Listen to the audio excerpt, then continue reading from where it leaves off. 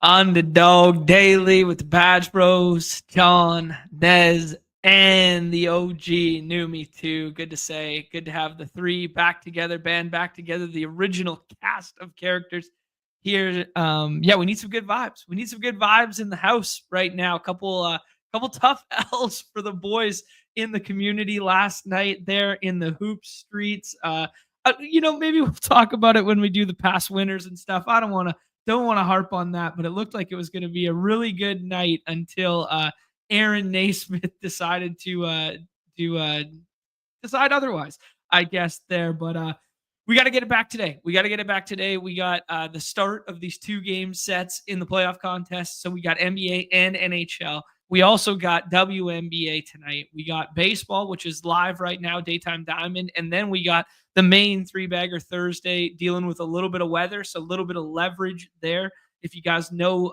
some ball. And we were going to originally do a little bit of seventh inning stretch. I think we're going to hold off on that because we got so many of the daily sports to cover. And we got our friend Neumy too, who has told me he's not reverting to the tilting of his past. He's going to be entirely rational, entirely reasonable when we ask him for some NBA related takes here. He is completely unbiased, unfiltered takes here, Neumy.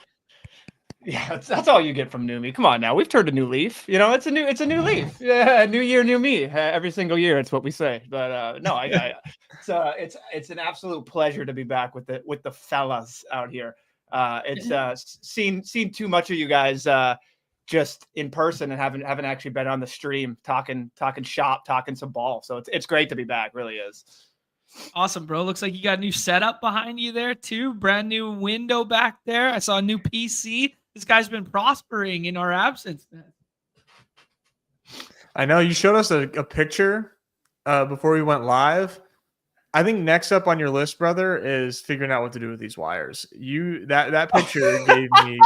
You guys would not believe. Oh yeah. I don't know how many things that he needs the wires for. I think you just have wires down there for fun. Honestly, dude. I mean, for my sake, please do something about those wires. Yeah, that's funny, y'all. You guys know Luke Lovett, who's a legend on our side. I sent him the same thing, and he just went. He had a heart attack. Like it just that was. I think the word abomination was used. Yes. So yeah. I mean, it just sucks because I have to continue to move stuff over and over. But yeah, there's a lot of unneeded wires. Yeah, I can actually see 3 things unplugged that I haven't even changed out. So it is what it is. That's what you're gonna get from Neumy. But no, it's bad. I mean, I have extenders running from the MacBooks can't. The sync, you need a specific sync to sync it up to so I have like an extender into an extender in order to get my monitors. It's hilarious. But the PC is great. I had to send that to you guys, and then Jon immediately had to one up me with more colors and more lights. Yeah, that thing looked beefy, of course, to say the least. Mine exploded with the S words last week, so it was a bit of a bit on the show there where I had to just jump out there and get a new one. Was not by design or choice there. Guys, we got to talk about last night a little bit. We got to talk about your TWolves there, Neumy. But I think I speak for everyone. I speak for the community right now. I'm seeing some condolences to our guy Nez there in the chat. Tough one last night in the hoop streets. I think. We had a tough one for the extendor too. We went 3 for 4 on the extendor, and even in overtime, Josh Hart couldn't get there for us. So just a tough one all around. We need some wins out here. We need some mini wins. We've been talking about you guys bringing on some draft talent there, Neumy. We've been talking about the hiring of TJ and whatnot with Rudman. What's some cool stuff that we can look forward to Underdog related in the future here? Yeah, so I'm not going to dive too deep into specifics, but I mean, I can give you some vague stuff starting with NFL Best Ball. The sweat experience will be upgraded. It will be improved from the initial round, what you're viewing, from certain pages that you view frequently. Again, I'm going to be very vague here just because, but yeah, that is what experience is going to be improved. The post round 2 to round 4, a lot of the times, we get the question, hey, Can we get that data? Can we at least see, we know how do you win these? It's having the lower owned player go off. You know what I mean? It's identifying the chalk in your pod. So just trying to make that easier for you guys. Nice. It's a lot of the fun things that we've wanted. Sorry, go ahead. Yeah, Neumy. Well, before, just for everybody's sake and viewing experience, Neumy just wanted. We hadn't done a show together in a long time. It wasn't like Neumy was coming on with big news dump nuggets here, and this was the focal point of the show. I'm just putting him on the spot for the community's sake here, guys. So I'm doing what I want, what I know the chat wants me to ask right now. Neumy just wanted to come hang out, talk a little basketball, hang out with the boys again. I'm putting him on the spot for you guys. So for him being vague, it's not because he was coming on with new information or something like this. I'm just sharing that with the viewers. Yeah, no, and I appreciate that. Trust me, I want to give as much as I can, and when the time's right, I'll be one of the first to let you guys know. But yeah, I'm just confident in saying that sweat experience can be better. I'll straight up can say the leaderboard for sprint and marathon will be overhauled. It will be up to par and everything that we need, and then we'll take any improvements that we've missed and continue to build on it next year. And then maybe a few fun things that we can sneak in throughout the summer that like that. But yeah, from that aspect, it's going to be great. Definitely, there's some fun daily stuff as well. But exactly. No. But yeah, no, I'm excited. TJ's great. It's having someone as passionate about drafts coming in. That guy and me were just talking shop nonstop about just anything and everything Underdog. So we got some fun stuff coming, and then as well, just knowing what we got cooked up for NFL. Like you guys saw what we did with the drop and everything like that. First time ever we had puppy and small dollars kind of right at the get-go, and we've seen just overwhelming success in terms of every avenue that does, whether it gets more people on, more unique users from this time compared to last 2 years. It's been great. We've seen a lot of positive stuff, and yeah, best ball summer hasn't even, in my mind, really kicked off because we haven't even started to let hope cook, as I like to say. So no doubt, dude. We touched on it the other day on the Off and On the Clock. It was like, it's crazy right now to see $1 million puppy that's going to fill a month after the draft. Like, that's wild. Yeah. We had our sights on when we expected it to fill based on everything like that, and it's beating it by a good margin what we had. So I had a feeling that we were. The low bankroll and the people that just want to get out there and draft and don't want to have to worry about putting thousands and thousands of dollars down, but they want to have hundreds and hundreds of lineups. Like, yeah, that was my point from the get-go. It's like, we never want to price anyone out. So that's kind of like my new motto, and our new mottos, just expect when those things are gone, we'll have new things in the lobby. And if it's not there within 6 hours because it filled in the middle of the night, just wait. It will come the next day.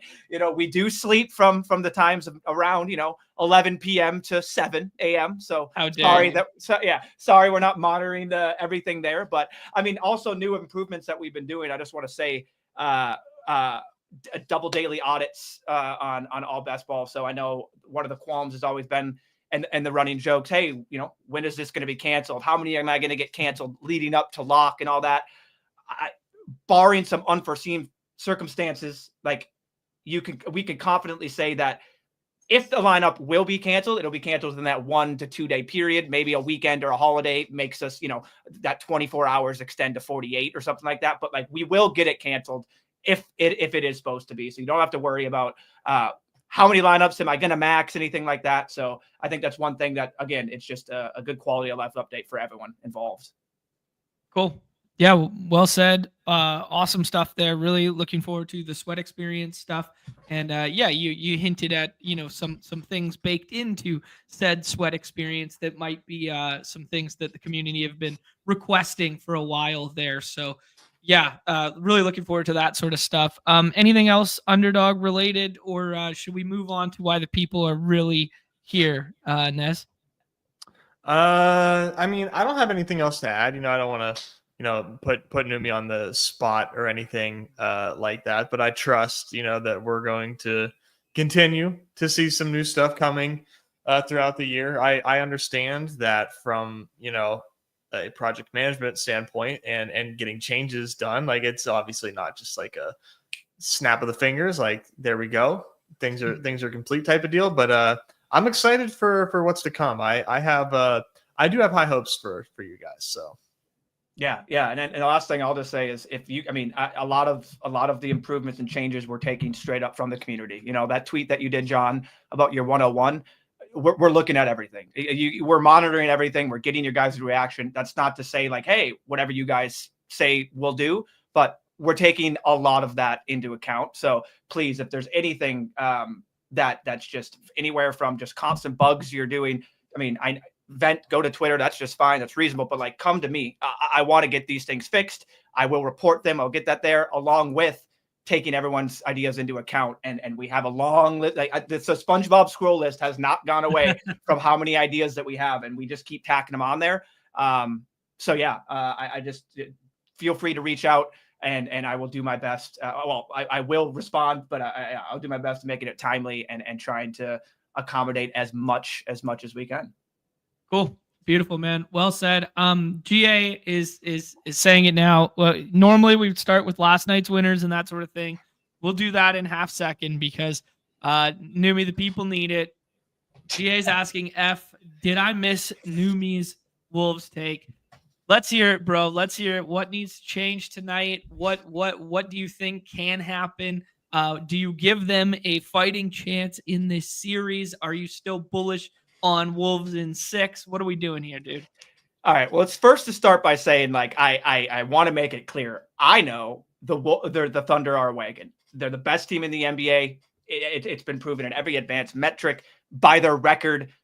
We don't need to get in. Like, I want to make that clear. There's no doubting the Thunder. So yes, I am, as much as the sounds like a Nez hedge to me, bro. Is it? I've said this from the beginning. I always, like, if everyone's asking, we had people at the brews or at the coffee shops that I go to, and you see a lot of the gear and people. I'm in Minneapolis, so like you get a lot of these people that see anything Wolves and they just spark up a conversation.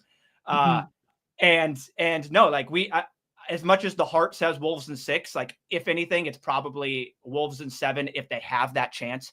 I want to give them the fighting chance, but like, we got to clean up the basketball. Like, if the turnovers are awful, and I get it. The Thunder defense is what causes this. Like, that is the Thunder defense for a reason. So it's not just us. But if you go back just 4 or 5 games, we've been on a turnover run of like 15 plus 3 out of the 5 or 20 plus turnovers. Like, it's careless basketball that I've seen throughout the season. Like the one thing, the Naz pass to Julius, where he just shoves it up the court and Julius turns his head and then all of a sudden turns it and grabs it, like almost goes out of bounds. That's happening like every other possession, it seems like. And it's just, that needs to clean up. I don't know why that's still happening. But the threes will fall. Like, they're open threes, they're going to fall, but like, you can't get into a shooting match with OKC because they you can't do it. So a lot of things need to go right. It starts with Anthony Edwards. Like, it really starts with Ant. I've said it from the get-go when he got into the playoffs. He's not 100%, whether it be 90. It's not an excuse. He injured himself game 1. He left for a bit there. Classic Ant ankle. And then comes back, and then the LeBron lands on him, and then it happened again in the Warriors series. Now it happened again. So it's not the cop-out, but it's like there's something up with Ant, and he just needs to figure it out. I want to give ourselves a fighting chance. I really do. Like, I am like, the Wolves are not a bad post Julius Randle, post All-Star break. I don't know the metric offhand, but maybe it's EPM or EPA. I don't know what it was, but we are number 2 to the Thunder in terms of just a lot of advanced metrics. And the only thing stopping us is the Thunder are a wagon. Like, there's no denying that. Like, I was always scared of the Thunder, regardless of my wanted to be confident. But the thing that I'll say here, and that just drives me insane, is if Alex Caruso, Lou Dort, all of these guys get to come up and play the type of defense that they do against all of our guys, call it the same way against freaking Shea. That's all I'm saying. Now, we don't need to go into the fact that, yes, he's a master at drawing contact. That's what he does. It's just not a fun basketball experience when you feel the slightest bump, which is not playoff. It is playoff basketball. We can't bump you. Like we can't like Mhm. Alex Caruso La- has his la- arm around to- people. So To your point, Neumy, last night's game was way more physical than the first game, than like Yeah. the first game of Western Conference Finals. And again, I know it has to do with a lot of the ref sets that we get, which we have Scott Foster and Tony Brothers tonight. So who knows if that's good or bad for us? I don't know, but yeah, it's just that's the only thing, man. Like I'm just call it the same. Now we can go back and forth, and I'm sure I cherry picked the 2 still images, which that's what fans do, irrational things, like but it's just after playing Luka and watching this happen, and then playing Jimmy Butler, and it only happened like a few times, and then he was irrelevant. It's just like, bro, Ant doesn't get these. He doesn't do the soft. Blah, blah, blah. He literally gets hacked up there, and if he's he's not screaming his normal Ant stuff, he gets no. And most of the time, he's not getting it. So just call it. Just let us play playoff basketball. Because here's the thing, I get it. It wasn't Shea. Like the Wolves played awful. They didn't make any threes. They look discombobulated, and the Thunder are away. There's a lot of different reasons, and it's not the refs that we lost the game.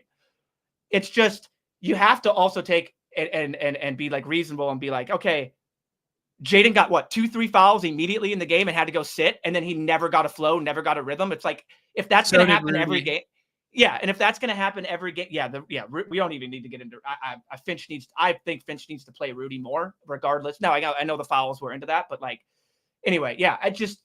Getting our guys out of the game, and then a lot of the just people that haven't watched the Wolves don't really understand how good Jaden McDaniels is. Like he is a top 5 defender in the league. Like he is him when it comes to defending. Sure, does he get away with a little bit of stuff? Yes, but like just watch what Caruso and watch what Dort do. Now Dort fouled out or had like 4 fouls or whatever. So like I get it, but that's my only thing. It's going to be an uphill battle. We need to play flawless basketball. The thing is, we've done it against the Thunder. We have done it, so I'd like to think we can do it. But yeah, it's tough. Yeah, Ant probably could play that style if he wanted to. He just it just goes up too strong for his own good, and you just don't get calls that way. Unfortunately, a lot of the time, like that is part of like Shea's game is he baits you, but like a lot of that stuff is fouls. But like drawing fouls is like a skill. It is something that is taught. But I totally understand like hating it and also tilting as a fan. Like I get it. It's totally fine. And also, it's not the end of the world that the Wolves lost game 1 on the road. Correct. Like all hope is not lost. Like, well, did you know that if a OKC. team loses game 1, they're like statistically eliminated from the playoffs? I mean, that's what Twitter was saying. There's no way in this. I mean, the series is over. Series is over. Twitter's been doing that for ages. They did that the first time the Warriors beat the Cavs. I remember they were going at Steph's ass with like how he didn't win game 1, and then they ended up like destroying it. I was so annoyed at the time, and then I realized to never ever engage with Twitter tomfoolery ever. Let's talk about it from the fantasy angle and whatnot in a half second, and like some of the things that you can do differently tonight and some of the stuff, because obviously the easy stuff is like Mike's alluding to in the chat here. It's like 25 points off turnovers just cannot happen, whether SGA gets to the line 14 times or not, right? Yeah, so the stuff that I'm looking at, is it as simple as like, Nasri don't go 1 for 11 and like play over Gobert? Or is it like, okay, maybe we got to adjust here, play some zone stuff, use the drop 5 that is Gobert and have Gobert out there? Because I thought they did themselves a disservice in game 1 by playing small. And now maybe they were forced into playing small because of the 2 quick ones on Rudy. I don't think you want to play small against this team, because OKC can switch off everything and you can just camp out Chet in the corner on non-threat guys like Connolly and or McDaniels and or Nah, where it's kind of like, okay, yeah, like dare you to beat us, like just get the ball out of Ant and Julius's hands, right? So I don't know. What do you see as like your lens here that you would want to see from tonight that is, plan of attack from TWolves? Yeah, I mean, easiest thing to say is just make the threes. But besides those open threes, yeah, I truly think it was a disservice not having Rudy out there. Now, again, whether it be fouls and anything like that, the thing is, like, if they go Hartenstein out and it's just Chet, and Chet is making Rudy come out of that paint, that's when Finch gets scared. Finch does it and it rightfully so. For whatever, I mean, we can talk about everything, like, Rudy gets cooked by guards. Sure, what big doesn't get cooked by guards? Like, you know what I mean? He also holds his own the thing that I think Rudy out there is going to be key in telling. It's the matchup we want. And the thing about Rudy on D is, I mean, just watch. I mean, you can watch Naz and Julius, they're cones out there half the time. Like, they literally stand and watch the ball, like, over and over. I mean, and it's regardless of what Julius is doing, Rudy's picking up that slack. Rudy's guarding two guys at once. Probably 80% of the time he's on defense. He is literally, he's guarding his guy, and he's also help defending the one to get out there, and he's also making sure the switch. I think that you play the same ball and you just expect those open threes to variance to go in your way. But it's a tough game to play OKC and just be like, oh, we're going to hope to out variance in them in threes when it's that OKC team. Like, it's just, you got to, it's a good point from Mike here. He's like, the problem with the double big is you're trusting Naz and Rudy to play impeccable defense while you're assuming that the point of attack defense, like, is on point, right? So it's like, it is a huge thing, but I think it's kind of what you got to try tonight and hope not to be in foul trouble early, kind of thing, because I don't necessarily think you have to play Reed and Gobert alongside each other, because I think you can hide Randall on Chet. Like, that's my idea, but, like, yeah, I don't know. I just, when Julius wants to play defense, Julius can play impeccable defense. It's just, you're only getting that impeccable defense for like 20% of the like down the floor. Like, other times you're just watching him, just truly watching everything. Yeah, I get that. Like, I think if I'm going to go, like, pull up Popcorn Machine or, look up the how many times Rudy and them on the floor, Finch, for some whatever reason, it doesn't like to do that, and he just likes to just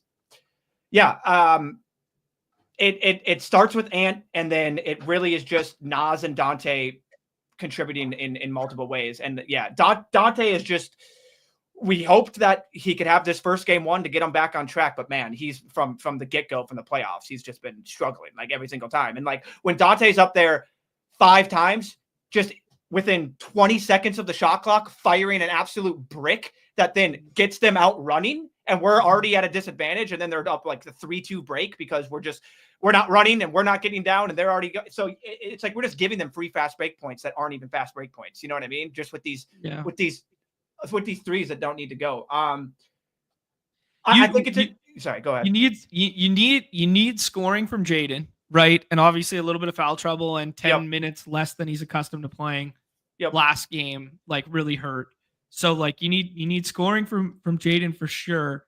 I don't know, like, maybe using some more of that Nas stuff, especially given his history with SGA, like, just battling that kid in the driveway for years of his life.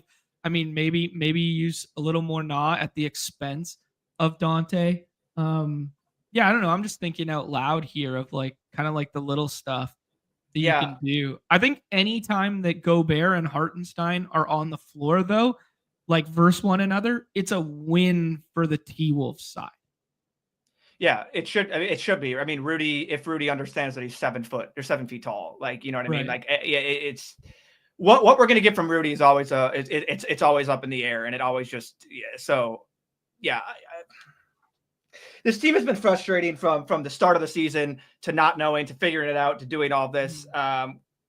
We're a great team. We really are. But yeah, I mean, the flaws are a lot of our offense. You watch us get stagnant. You watch OKC be able to basically create offense from anyone on the court. You know what I mean? Like, you're confident with anyone there. I mean, Julius Randle had, like, the basically the nut outcome that he could possibly have in the first half, and they were up like 2. It didn't matter. Like, it's like, they need Ant to be way more aggressive and get his own shot, because you can't get locked down by Case and Wallace. Like they didn't even throw their best at Ant. Like the number one on defender for Ant in the game one was Cason fucking Wallace. Like Yeah. I mean, he Yeah. wasn't even getting the Caruso treatment. Like Randall wasn't even getting the Dort treatment. It's weird, man. Yeah, Ant needs to be like it is. Ant needs to be better. I'm confident that Ant will be better. We've seen it. Again, game one. Let's just hope that. I mean, it's okay. Without taking the team dichotomy into there and looking, okay, Thunder versus Warriors. Let's just assume this is the exact outcome that we saw from the Warriors game one.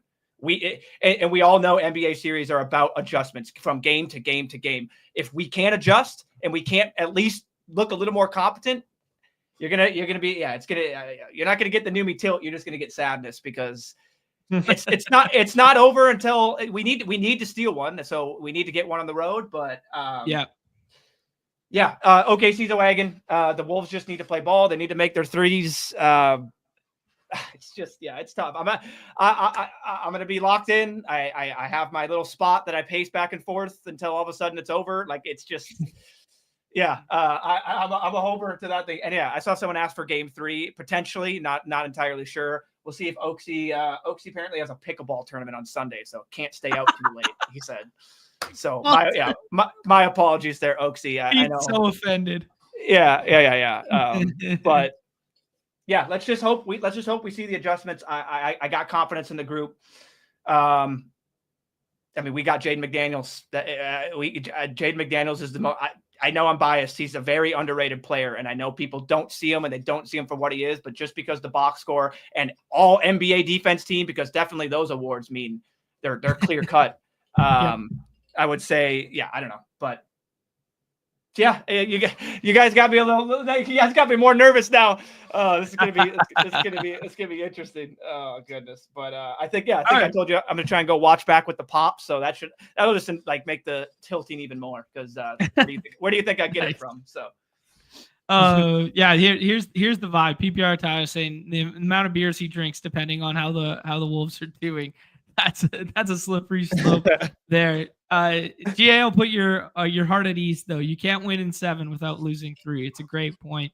Best Ball Viper dropping by from Qatar to see his boy Neumy all mixed in here. He's in Qatar right now, but couldn't miss a little bit of Neumy action on the channel. Nez, we'll do the fantasy angle and the drafts and stuff and buzz through some drafts here. But anything you want to just kind of like macro add about tonight's game?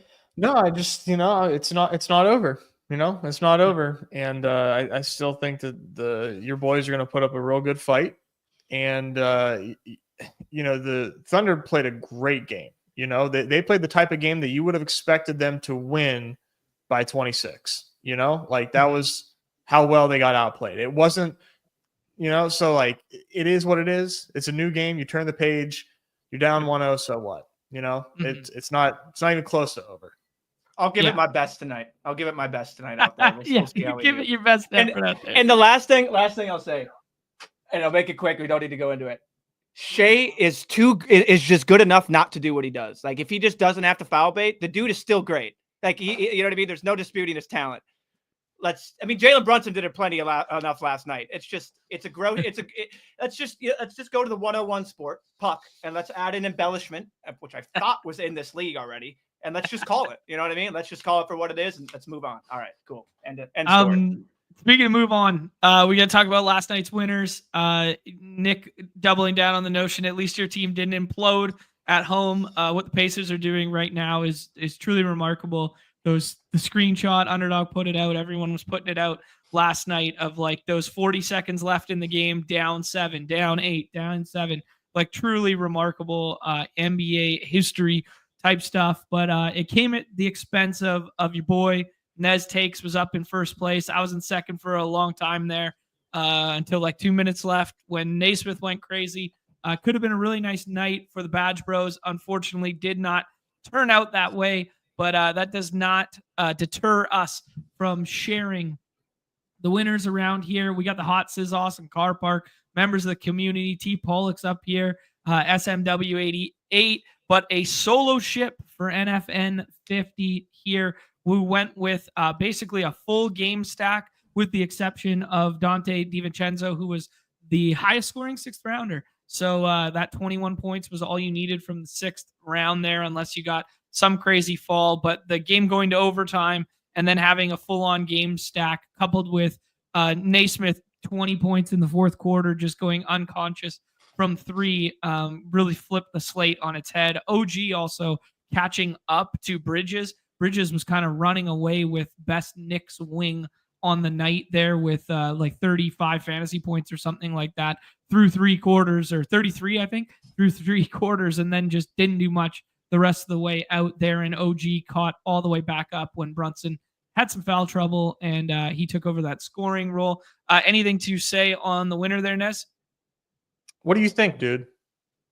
Just say no. Unfortunate. No. What do you think? I'm good. I'm good. Okay. Moving on to the MLB. The most unbelievable fucking comeback in playoff history. Yeah. Like at Nez. What it had to take. Yeah. Unbelievable. I lost money. I lost money on the slate. I'm That's good. Wild. The walk-off Wednesday. Friends of the show as well over here. JT McKenzie from the Dog Bowl. They're getting a little swap because of that rain situation with the Atlanta stuff. Resulted in getting Gosman. This one was drafted presumably earlier in the day, but love it that we get the mini Coors stack here. Gosman, who Nez was all over on the show there. It's crazy that Toronto put up 14 runs and didn't matter at all. Like we were all over the Toronto side of that with the home run calls. We were all over the Angels side of this one.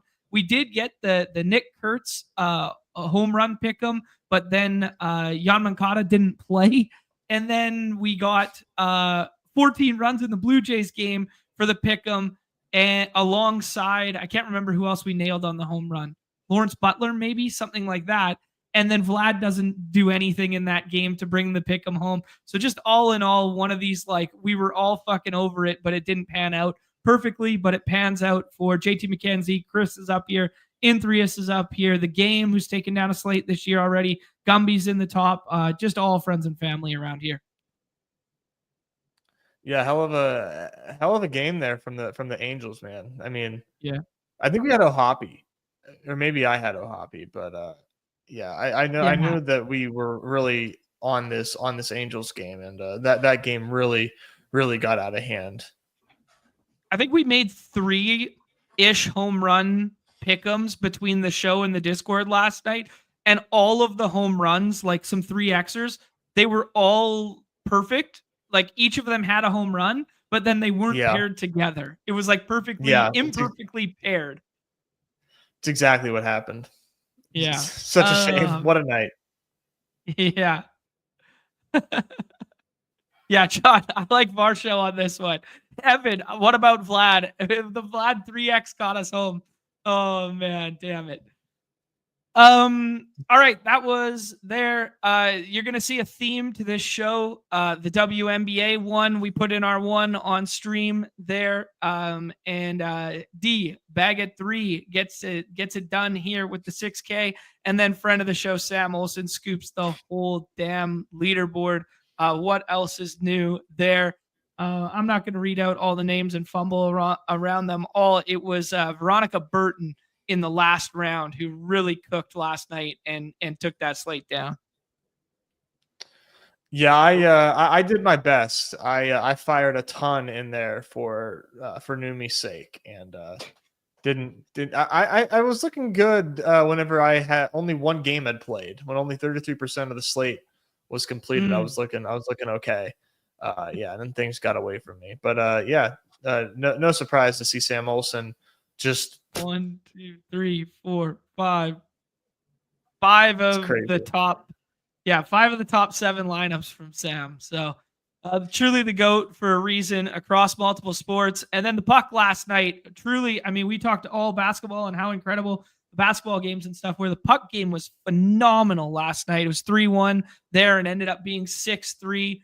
Dallas was on fuego. Wow. Shout out Tyler Sagan, who, once upon a time was one of the most highly touted players in the league and now is kind of a little bit more of a role player, but still a very good player and was the one-off you needed. The thesis of our show there, Nez, where we said Bobrovsky and net, and then we played the other game environment, came to fruition here. It was just we had McDust instead of having Leon instead there. And the Nuge had a nice little power play snipe on there, 2 defensemen lineup, and then a one-off Taylor Seguin who had a breakaway goal that was really nice there.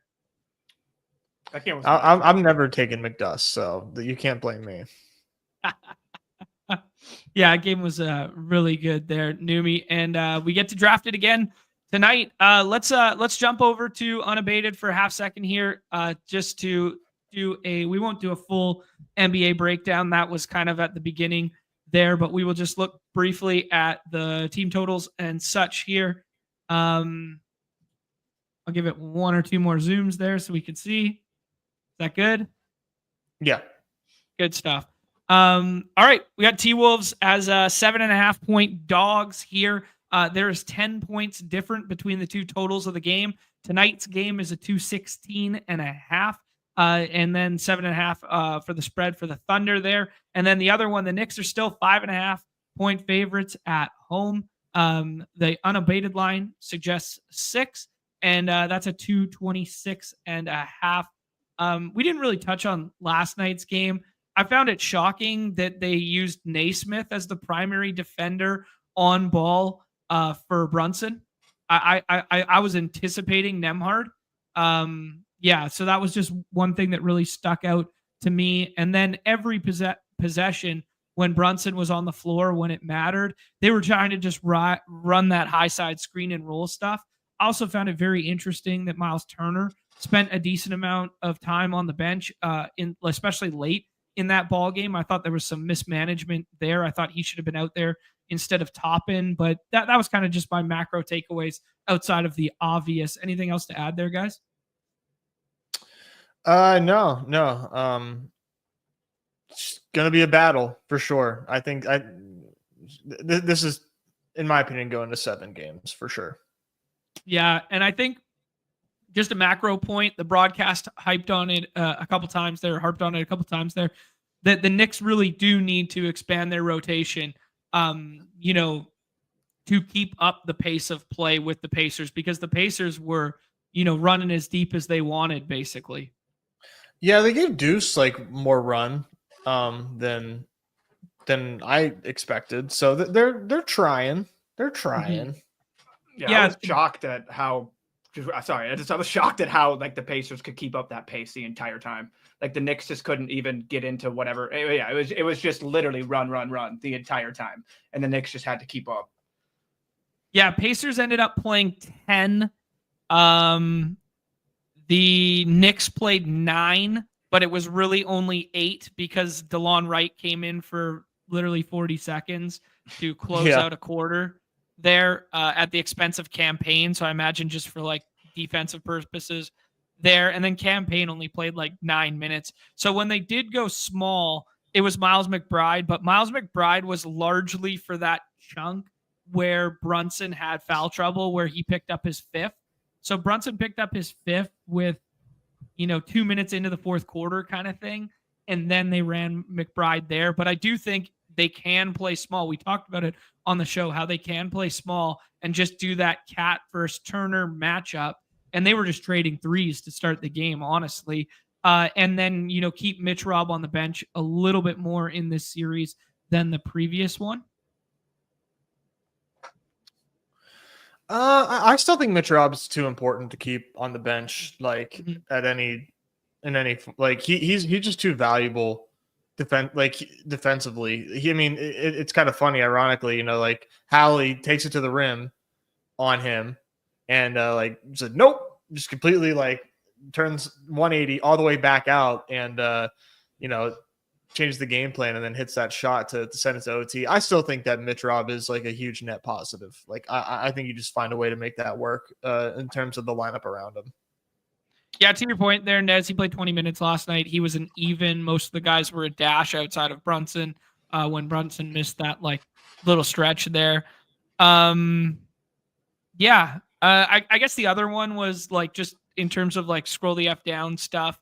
TJ did a lot from a rates perspective early in that ball game, but then his second run wasn't so great, and they definitely can work over him with guys. I thought it's surprising that Ben Shepherd was getting some burn in there. I thought it was bad coaching to leave him out there, but they were on such a good run that they were just kind of like let Ben Shepherd play, I guess.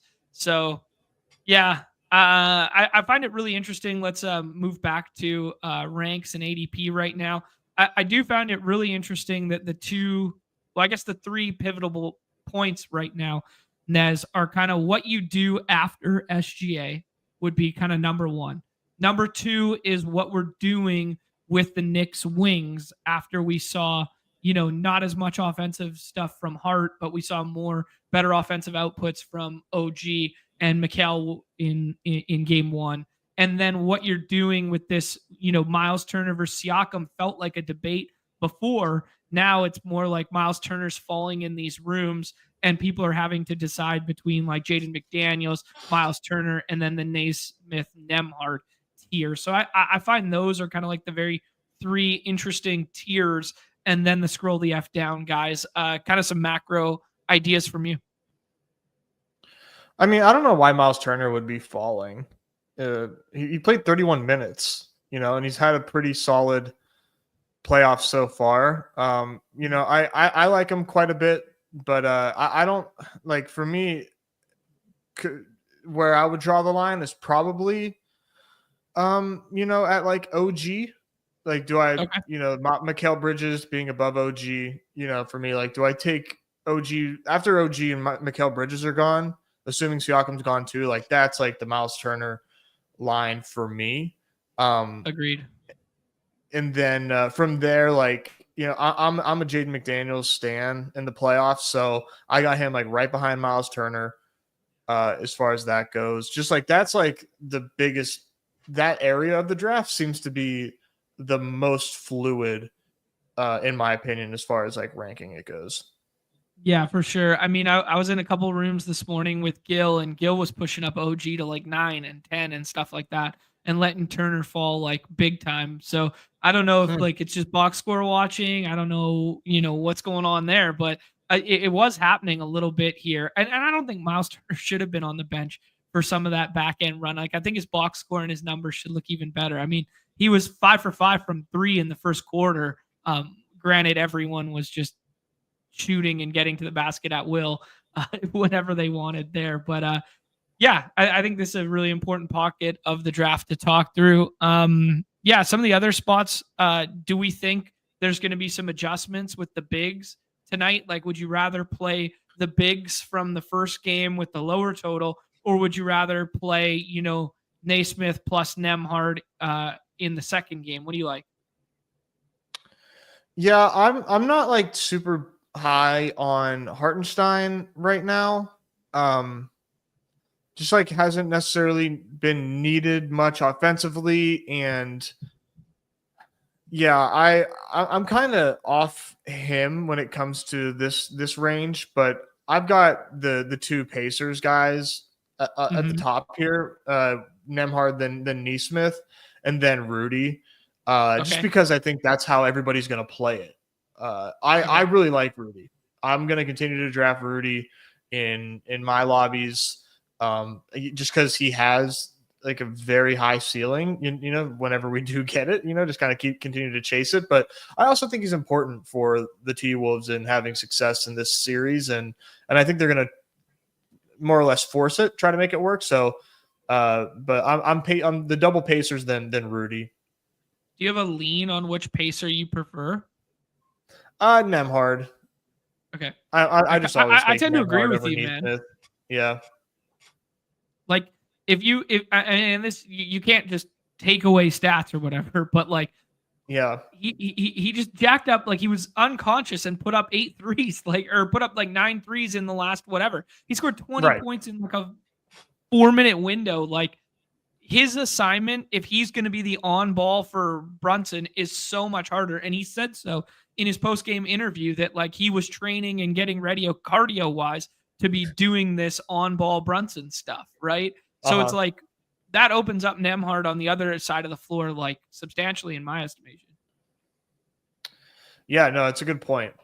In the context of like Neesmith's game, just like being like a lifetime performance, like what? Right. Yeah, I'm fully comfortable in fading the Indiana end of that game. Pacer record 8 threes in a game. That's just not going to be sustainable. Is that what you're telling me? Is that Well, the I'll have to think record? twice about that. I swear it was. I thought they said it was the Indiana Pacers record, not like the NBA. Yeah, I just would have thought Reggie had more than Someone can tell me if I'm postseason. talking out of my ass. I swear I heard it the same thing on the post game with all that, which was as much as I hate Draymond, he adds a good value to that when he can speak ball. So that's the one thing he's pretty good at is that ball knowledge. He set the franchise record last night. Wow, What? That's crazy. Yeah. Okay, that's that. I mean, dude. I mean, watching that was just incredible. I'm sorry, Knicks fans, but like, I mean, I'm over here when okay, Neumy, you're just driving the nail into Nez's chest right now. Oh yeah, I mean, I'm sorry. It's been great. I think I told you guys when I haven't been playing these games for like to actually only on the admin side, it's really freed up my ability to be like, wow, I enjoy this ball. I enjoy what's happening. But yeah, this one hurt last night, Chris. We just needed Hart to make literally any effing bucket ever, and we would have got that bad boy home. The lower on Siakam still played, even though it went all the way through overtime there. Hope rolling through with Pacers. She likes Pacers. Best Ball Viper likes Knicks in 6 still. Everyone just likes saying Knicks in 6. Hope needs her flowers because on our calls every single day, I just keep saying, the Knicks are gonna Knicks in 4. Like, I don't believe this Pacers team. Like everything, and Hope's just over here, just like I think they have a pretty good shot. And she's just trying to be like, I'm just like nah. And she's just like Pacers are pretty good. And then I'm just immediately when it happened, I went, all right, Hope, like I pass it over. You got the torch. I don't know my ball. Like it's all you. So. It might stem from her not liking the Knicks, but that's just the Boston fan speaking for her, probably.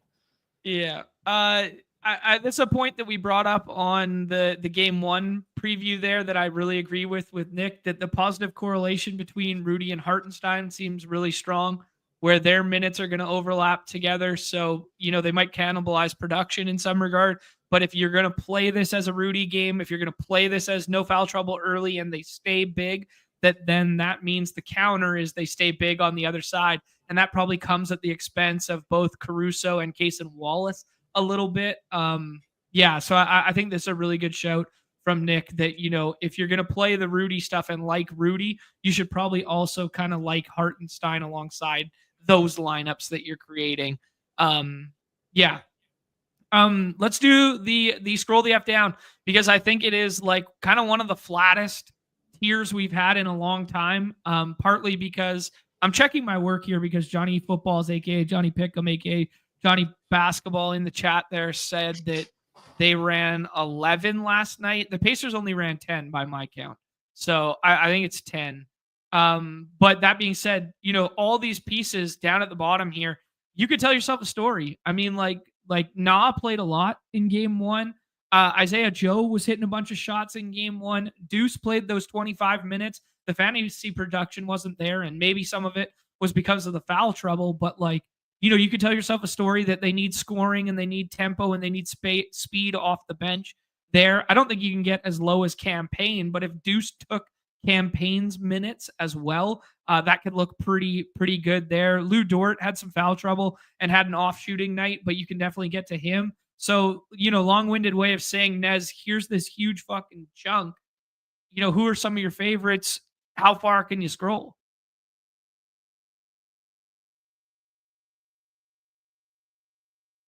You're muted, big dog. Sorry, I had the baby crying earlier. No, I think that you can scroll pretty far for this slate. Like, my player pool is usually like cut off at 24. And I have like 29 guys ranked. Now, as far as like where you can actually scroll, like, I mean, I have like Benedict Mathurin and that 29, but like I'm not drafting him. But like I think Deuce is definitely like a scroll that I would consider getting to. I was getting to Case and Wallace, which like was looking good for a little bit, with his 17 points in the 6th round from last slate. But the Deuce minutes. And I think he like passes the eye test as well of like looking like he deserves to get those minutes as well. Has me like putting him behind, Caruso and Mitch Rob, who I have as like my 5-6 turn picks basically. For the record here, while Neumy is here, last show, I anticipated this Deuce burn and talked all the way through why I liked Deuce, and I took him at pick 20. And my draft got canceled there. My draft got canceled on stream with four red Badgers. I mean, the ball knowers canceling my Deuce McBride stuff. Neumy, speak for yourself here, man. All right. I'll have to consult the team on that one. I'm sure Deuce at 6 was just a bridge way too far. Yeah. I think you hit that we have a radar that says how high did Deuce McBride go on this draft? Ooh, sorry, you have a John radar is what you have. Oh yeah, we had special parameters for the scroll the F down club, and it's just basically, have you seen this man? What has he been drafting? Just flashes across everywhere. Yeah. Of the Dante versus Naz Reid tier, Neumy, you can weigh in on this one too as a TWolves guy. Which who do you guys prefer tonight, or is it correlated with which lineup doesn't have Gobert? What's the thought process there? I mean, I'm not comfortable saying Dante is going to figure it out because I've been saying it the entire playoffs. Sure, he can do it. And Naz's bounce back game and an ability to actually, put up a Naz Reid game, which is a funny joke in Timberwolves Twitter. Is how many Naz Reid games do people have? And you name other people getting a Naz Reid game. It's really funny anyway. But I would rather. I mean, it would. Just looking here, and you're going to see like what are they? What is their actual like rank when it comes to? I know like that's their like projection. I just don't know where they rank out. Yeah, is it like what, like 20? Are they past 20 or no? Yeah, they're about 19 through 21. 19 through 21 is commonly Naz Reid, Dante, and they flip flop. Then Caruso, then Robertson or Connolly or Case and Wallace. That kind of seems like the flow right now. Yeah, I would be more comfortable with Naz, especially with him probably likely to get. I mean, Dante's going to be out there. We run one of the smallest rotations. We don't even want to go past 8. Yeah, I would go Naz, but I think they're both fine. If Dante gets hot, which we haven't seen it, he can get hot, but it's Naz for me probably. Okay. Nez, agreed? Yeah, I think that's fair. I don't have like a strong take on those guys. I'll be mixing and matching for sure. Okay. I do not anticipate much Mike Connolly being drafted by me though. Okay. Yeah, the one thing I'll say is if like the Dante has that upside that Naz doesn't. I mean, just because of the defensive ability, sure, Naz can get his blocks and all that and the occasional steal, but I mean, Dante is doing everything when it comes to disrupting passing lanes. You've seen it hit the hits. I mean, not that Naz can't. It's just if Dante can continue what he does on the defensive end and picks up a little bit of his game on the offense, then yeah, that's gonna be the X factor right there. It's for fantasy and for your lineup likely. Yeah, for sure. PD dropping through to say campaign ass.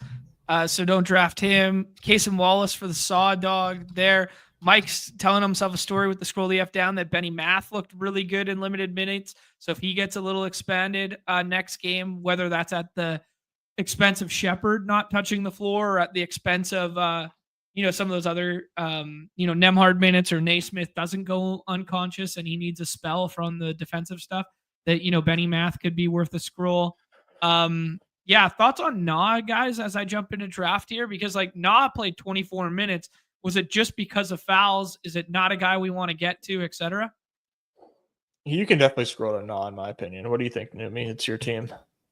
Yeah. I mean, Nas has been Na has been struggling just in terms of, I mean, what he's just his shot, taking the wildest shots, missing. Everyone's been doing it, missing the wide open threes and hitting the hardest one. The thing that scares me, like you just said, though, John, if they're gonna put Na a little bit more on Shea, you're likely guaranteed 2 to 3 fouls, like just because.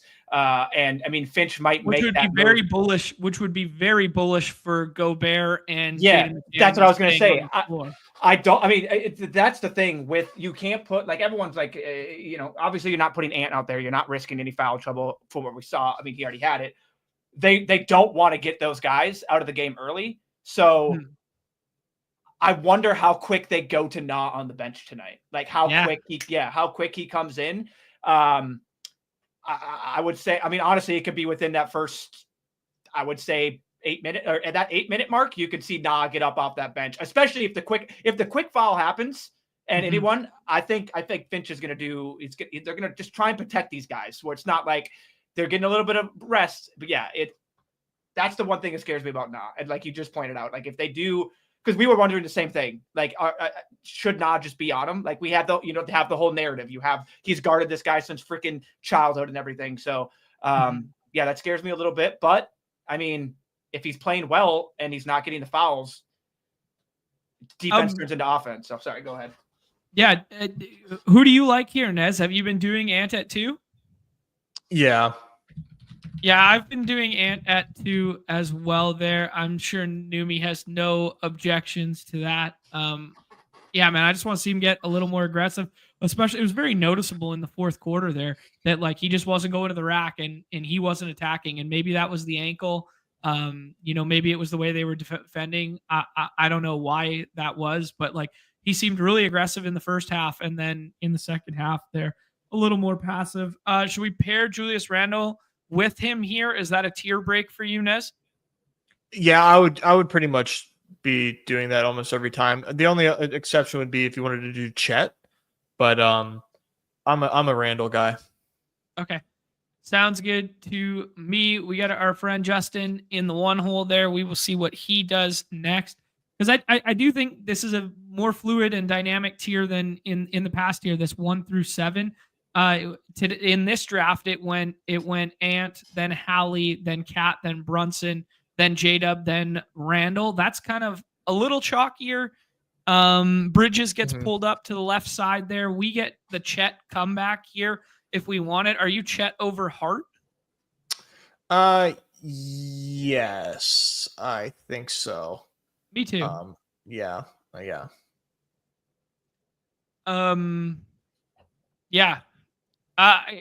There is a huge line in the sand with the unabated projections that just came out. Big line in the sand between, and now obviously it doesn't have tomorrow's players in there, but big line in the sand between Chet and McDaniels. They're about 9 points apart in terms of projection. So that's just for this evening's players. And then Chet and Randall are only about a point apart. Do you like McDaniels here? Do you like Nembhard or Hartenstein? I typically go McDaniels. I'm good with that too. I mean, we're making. I know it's yeah. You're just playing the hits for Neumy. That's what you're doing. Exactly. Yeah. And then when I get off here, you guys just go, all right, now we can draft some real teams. No, I mean, I know that like it doesn't feel great, but it is only a 2-game slate, and this is just how I would draft, by myself, anyways. Like I would just not really care. Hartenstein and Nembhard go there. We could add Rudy to this and make it a full Minnesota stack. We could do Naz Reid. We could do Dante. We can flip to somebody else. This looks like it should probably be a game stack team. I think so. Do you want to go to Caruso or take Rudy? I think Rudy. Okay. I think it makes sense with this lineup that they play the starters deep. They play Rudy as like the 5. Yeah, I like this idea. Okay.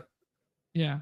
Honestly, I wouldn't be surprised if Nas does any boneheaded stuff if he gets a quick yank. Like Naz Reid has just been. He's been very tough. Dude, it's bonehead play after bonehead play after bonehead play with him. Like it's just what are we doing with the turnovers, Naz? He's so careless with the basket. When he starts backing it, when he dribbles the basketball, it's like, and I'm like, just stop dribbling, turnover. It's like, Jesus, dude, like what are we doing? It's so frustrating. I think we play the game stack here and add Lou Dort to this. Okay. Yeah, I think it makes the most. I think Connolly would be overkill. I think taking a one-off piece from another game environment, despite it winning last time out, wouldn't be great. But I think we do Lou Dort here. Yeah, I think we rip one more. more. It's a move. The chamber. Let's rip one more of those and see how they look from a different draft slot, hopefully. I want to ask you a question here, Nez. Naz Reid to Nah. So that grouping of players this evening, in that grouping, Gobert, Caruso, Wallace, Connolly, Dort, how many fantasy points in terms of projection, according to Unabated, is Naz Reid better than, I guess that's a pocket of 8 players, better than Nah? So Nah versus Nas the bottom of that for Unabated? Or yeah. I'm going to say 3. Oh, okay. That's really tight. I thought this was really tight. 3 is really, really tight. It is 7. Naz Reid being the top of the grouping, 27 minutes and 22 fantasy point projection. Rudy Gobert being second with an identical projection, but 24 minutes, so 3 less minutes there. Lou Dort has a 28-minute projection at nearing the bottom there with a 17, so only 5 points different. So the bottom, so you said it was 7, so 15 points was Nas projection? Correct. In 21 minutes. So I had not 15 in my mental and 18 for Nas. That was what I was thinking. Okay. So at least I got the bottom tier right. Yeah, you nailed the bottom tier. Yeah, I just found that really interesting because when we're drafting on the app and we're just over and over again seeing the same list and everyone's seeing it, 5 points is nothing. Like that's a steal in a bucket, right? And yet over and over and over again, Naz Reid is 100% drafted and Nah is not drafted at all.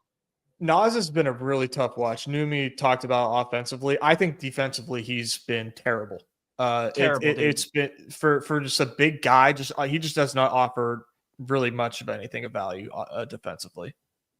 Should we go ahead and flip the board at the turn here, or do you like the Siakam, Hart, Chet? What do you like, Nez?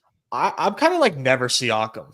I'd be fine doing Hart for one of these picks. Yep.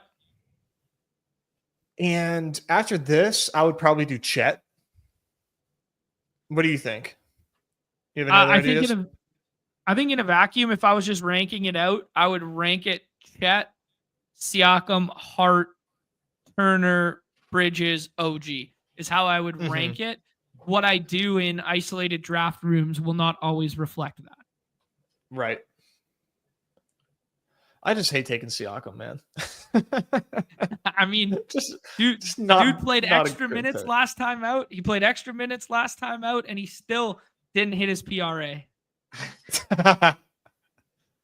Legendary stuff. God. He did get 2 steals, though, John. Wow. Raise the banner. Raise the banner. Siakam stocks. That's why they won. That's why they won. Oh, man. Mike has some hardwood takes for us here. Scott Foster refed both OKC blowouts, which were more physical games in the last series. So maybe Nah can get more physical with SGA and could result in less fouls this evening.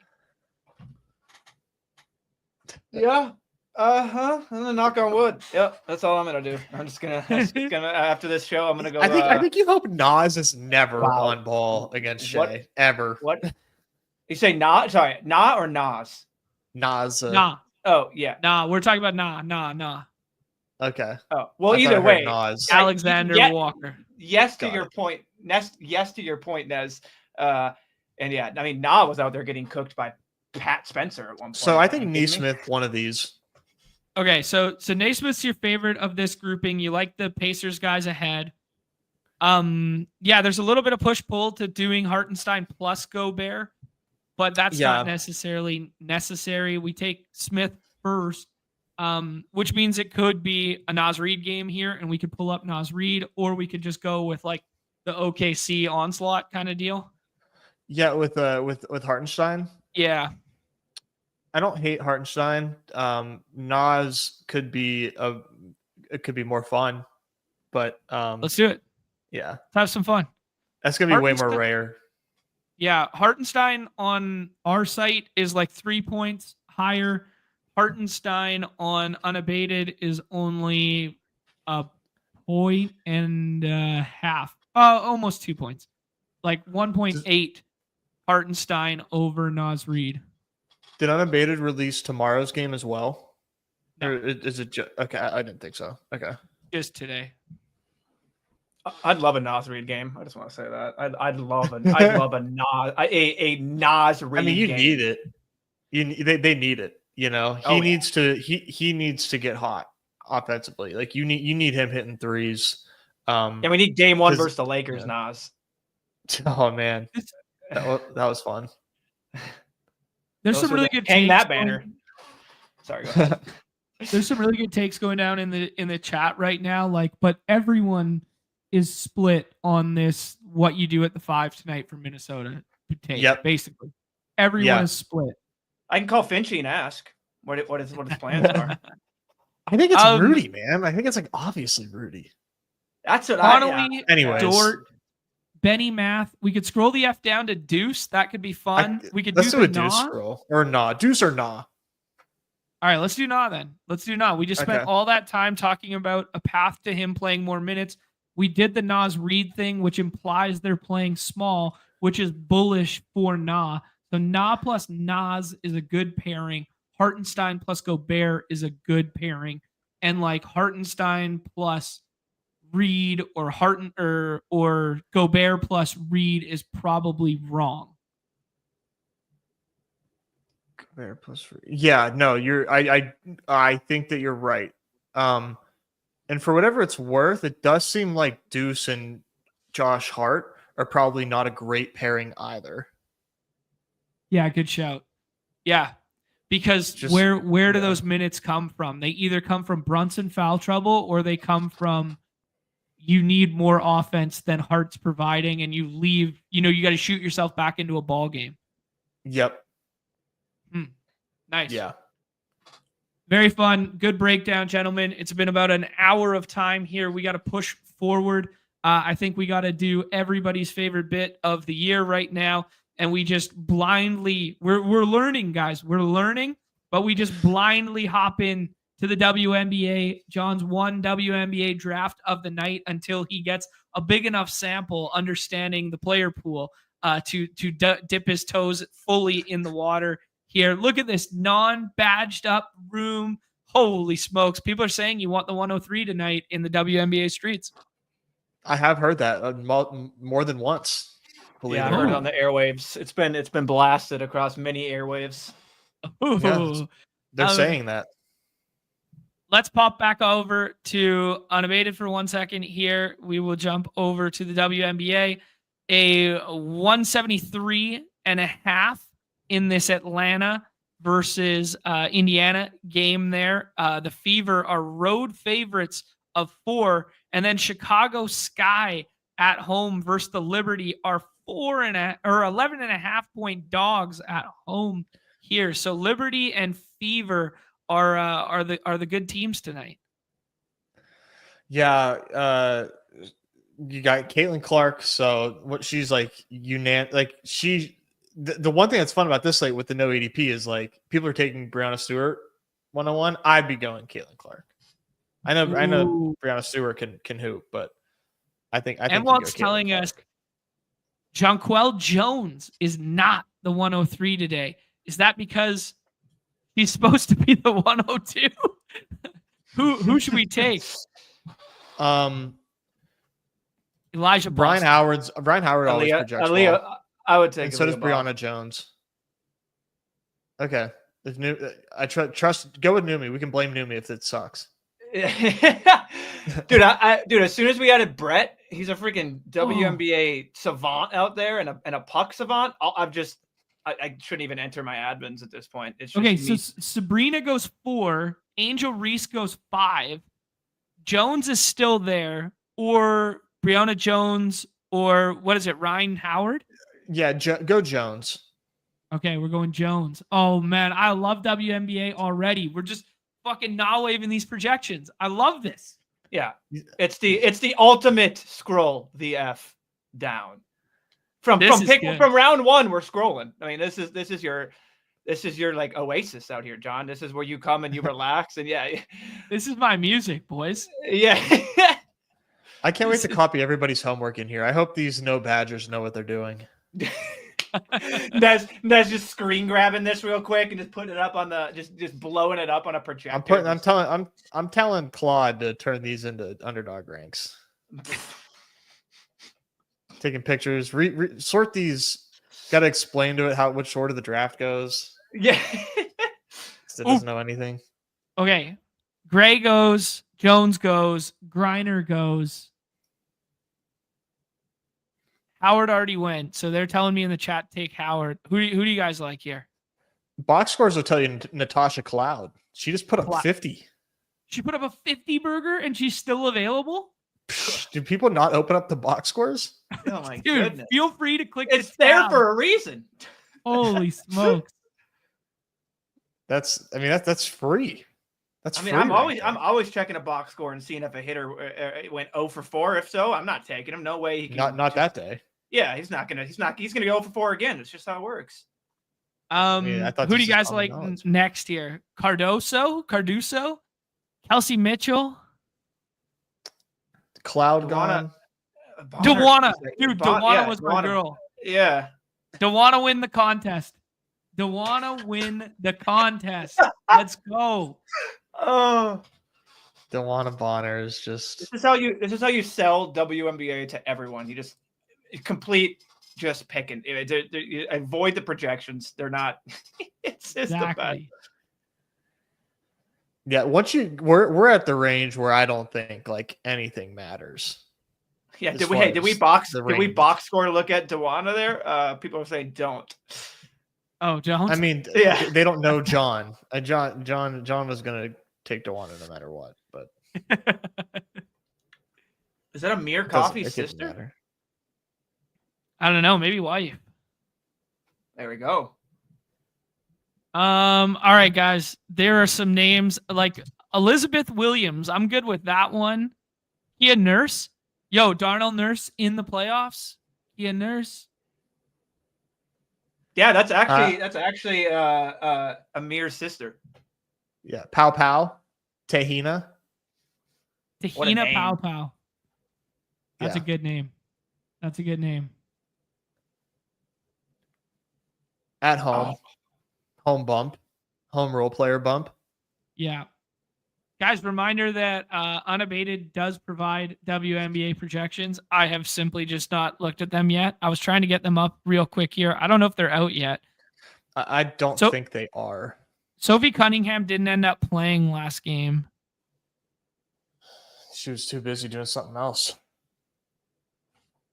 Let's do coffee here. That feels good. Amir Coffee's sister or wife? Yeah, you don't want the sister of an NBA player? It's a sister. It's siblings. And she's from St. Paul, Minnesota. Shout out. Yeah. You did it for Neumy there.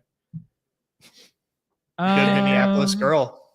Good a Twin City area girl. Twin City area. Telling me I should have taken the Q tag. Typical Q tag slappies. Can't get away from them. Do you not look at the box score? She didn't even play last game. There's no way she can play again. Or not. She's not going to like just randomly play. We do have unabated projections. I'm about to take everybody's money. We got the projections up already? Yes. Okay, let's rip one more and you tell me who the good plays are. Absolutely. Okay. Now we got official projections. Let's see. Also, I have had this little story time on my mind. I'll say it as quick as possible because I know you guys want to do these. Something similar to Nez, where the worst beat of all time to yours. I don't want to bring it up again. I'm sorry, but one of my actual hometown friends, like best friends since 5th, 6th grade when he moved into town, was first in the NBA Dog Bowl, the last qual, until it was a Suns comeback. And then who hit someone hit a game tying 3, which was like miraculous after they came back like 9 in the last minute or something like that. And then Booker set him down and he ended up falling out of first place. But I would have literally had a hometown friend that I would have been hosting for the Dog Bowl. I was like, he's like, I didn't want to say anything. I'm like, I've been watching for the last 4 hours. And of course the game went to overtime. Watching the last 4 hours. Yeah, that's worse. That's definitely worse. A Dog Bowl bad beat. I mean, we don't need to compare them. Yours was definitely just, but yeah, it's just the bad beats. I was like, oh, that reminds me. Speaking of course. Yeah. Okay, we're in a ball knower's room now, Nez, because we got 4 red badges. I know Magikarp knows his ball. Caitlin Clark just went 1, who you said supposed to go 1. Does that make Brianna Stewart number 2, or is there someone else? Yeah, no, Okay. She's easy number 2. It's just like Caitlin Clark is easy number 1. So this is kind of a fun slate for that. Okay. Wow, everybody's on this Angel Reese pick at 3, huh? Oh, dude. I mean, she just cheeses rebounds. Like it's just like a tip drill. Okay. So we got the Howard decision again, or Sabrina or Breonna Jones. You can go Sabrina, Howard, or Jones here. Well, let's scroll then. Let's take Sabrina. Sabrina looks good. Then you get a little teammate correlation to boot. Aren't you worried about them being 11.5 point favorites? Is that too big? I have no idea. I'm not a ball knower. I just immediately just might as well just keep adding them on there at this point. They're just it's gonna blow them out. Didn't think about that. Stewie's 101. Pepper Tony's on Stewie 101. Yeah, like no question. Aren't the Liberty defending champs, correct? They might be. Didn't they beat the Lynx? Was it last year or was it not last? Maybe it wasn't last year. I thought that was last year. So apologies. Well, if the Lynx were in the finals, they definitely lost. Minnesota sports forever, baby. So you're right. No, you are correct. That's the one franchise we have championships in. Thank you very much. Oh, thank you very much. Hey, PWHL Frost, baby. Is Brittany Griner washed? She's in the 3rd round. That's surprising. No, she should not be in the 3rd round. So we should take her right now. Yeah, she is a 2-3 turn pick at worst. Perfect. All right, a little woo right there. A little of Value Town. Ooh, copyright. You're gonna get copyright struck and take down the stream. Can't steal bits. Hey, no, we can just and say it was for the Wolves. You got me on. You're good. You scapegoat that. If we're copywriting for Can't Steal Bits, I could sue every other show out there. We're good. That's right. Talk your shit. Okay. Who do you like here? Let me look. Atkins is looking good. You got 2 seconds. Let's do Atkins. I jumped the shark on Dewana last game, huh? Well, maybe that's what they want you to think. Maybe that's what they want you to think, old John boy. Yeah, it's a good point. Dewana looks draftable, so don't let the chat tell you otherwise, John. Okay, good. She's projecting all right? Yeah, she is like firmly in draftable territory. All right. Yeah, she had one bad night. Now she gets a pace up spot at Atlanta. Are you kidding me? Maybe it's that. Box score slap. Is she a big? She's a big, right? Like You're just assuming because her name is Dewana Bonner? No, I you know what assumptions do, Nez. She's 6'4". She's a big. Okay, yeah. Well, she's going up against Brittany, so maybe that's it. You know what I mean? I don't know. Not gonna lie, that caught me by surprise when you said she's 6'4", and then you said that she's a big. Yeah, I was like, is that a John? She's towering over you, brother. She's towering over you. She's too smalling you on the court. Yeah, she is too small to be on the court for sure. Oh man, that's so 6'4". I know so that good. is very funny. Oh yeah, she's massive. But Are we Dewana guys? Yeah. I mean, you're gonna take her in the third. You're not gonna take her in the. Or sorry, you're gonna take her in the fourth, and then not the third or fifth. Like, of course. Well, it's a little too chalky now. The ADP is lining up right now. Nah, you doubled it up with Stewie and Sabrina. I don't think that lines up, does it? Yeah, good point. Good point. All right, who are we scrolling to, Nez?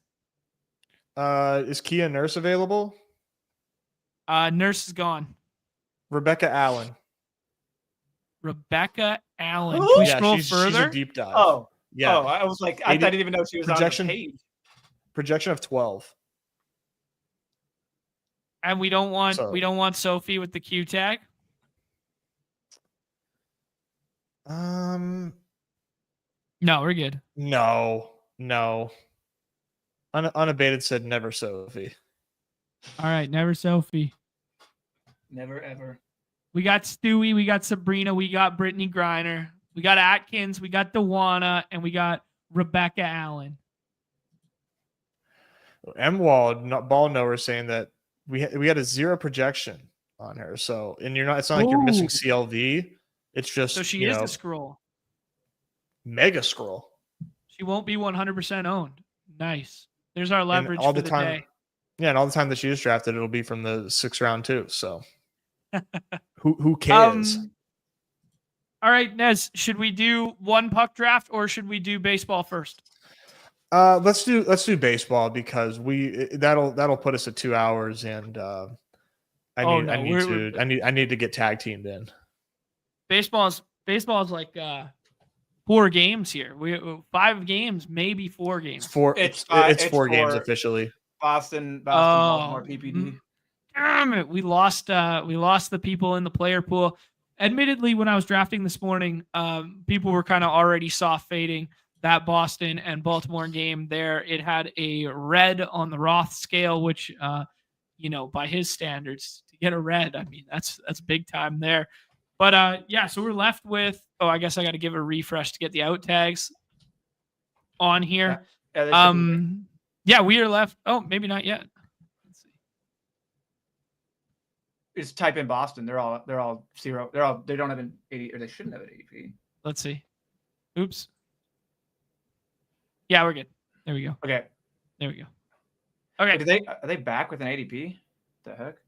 Mike wants a hoops pick 'em real quick before we dive into baseball here. I will check out what's going on with Unabated right now for the pick 'em stuff. We've been having some good success alongside them. So let me take a peek real quick based on their projections, based on what's up on Underdog. Is there anything that's jumping out to you guys top of mind? Wow, I love this. It ties into the show brilliantly. They like this evening. What do they like? Points and assists. So similar to what we did last night. So, okay, let's go. Tucker, chill, man. Chill. Dog. Okay, where's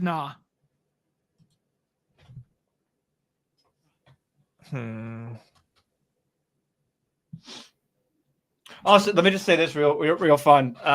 We've me, Brett, and Hope have been we've been absolutely just sucking at pick'ems. Like, I mean, we do our own. We do the 5 thing, and we get a $20 little fun little play around that we can do with. And we've actually decided now to do just pick 3s, and only one of us pick 1. And we've actually been doing pretty well so far with that. So we've been putting, it's been fun. I've actually hit a pick'em since Nam. It's fun. There we go. The evergreen rule about pick'ems: you're not allowed to tell people you've been winning pick'ems unless you share the pick'ems with the community. Well, that's what you guys do for me. We like Randall points and assists. I like yeah, it. so Does Unabated like it? yeah, so Unabated likes these are the top edge plays from Unabated. Nah on the higher points and assists.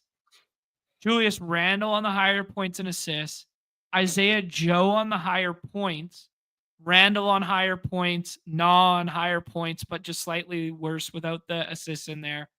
And then it's kind of showing some net neutral stuff. And then Jaden McDaniels lower on points and assists, which positively correlates. So if we do Isaiah Joe higher on the points, he basically just has to hit the 1-3. Oh no, he's got to hit a 3 in a bucket. So he's just got to hit 2 threes. And then we do a lower on the Jaden McDaniels points and assists.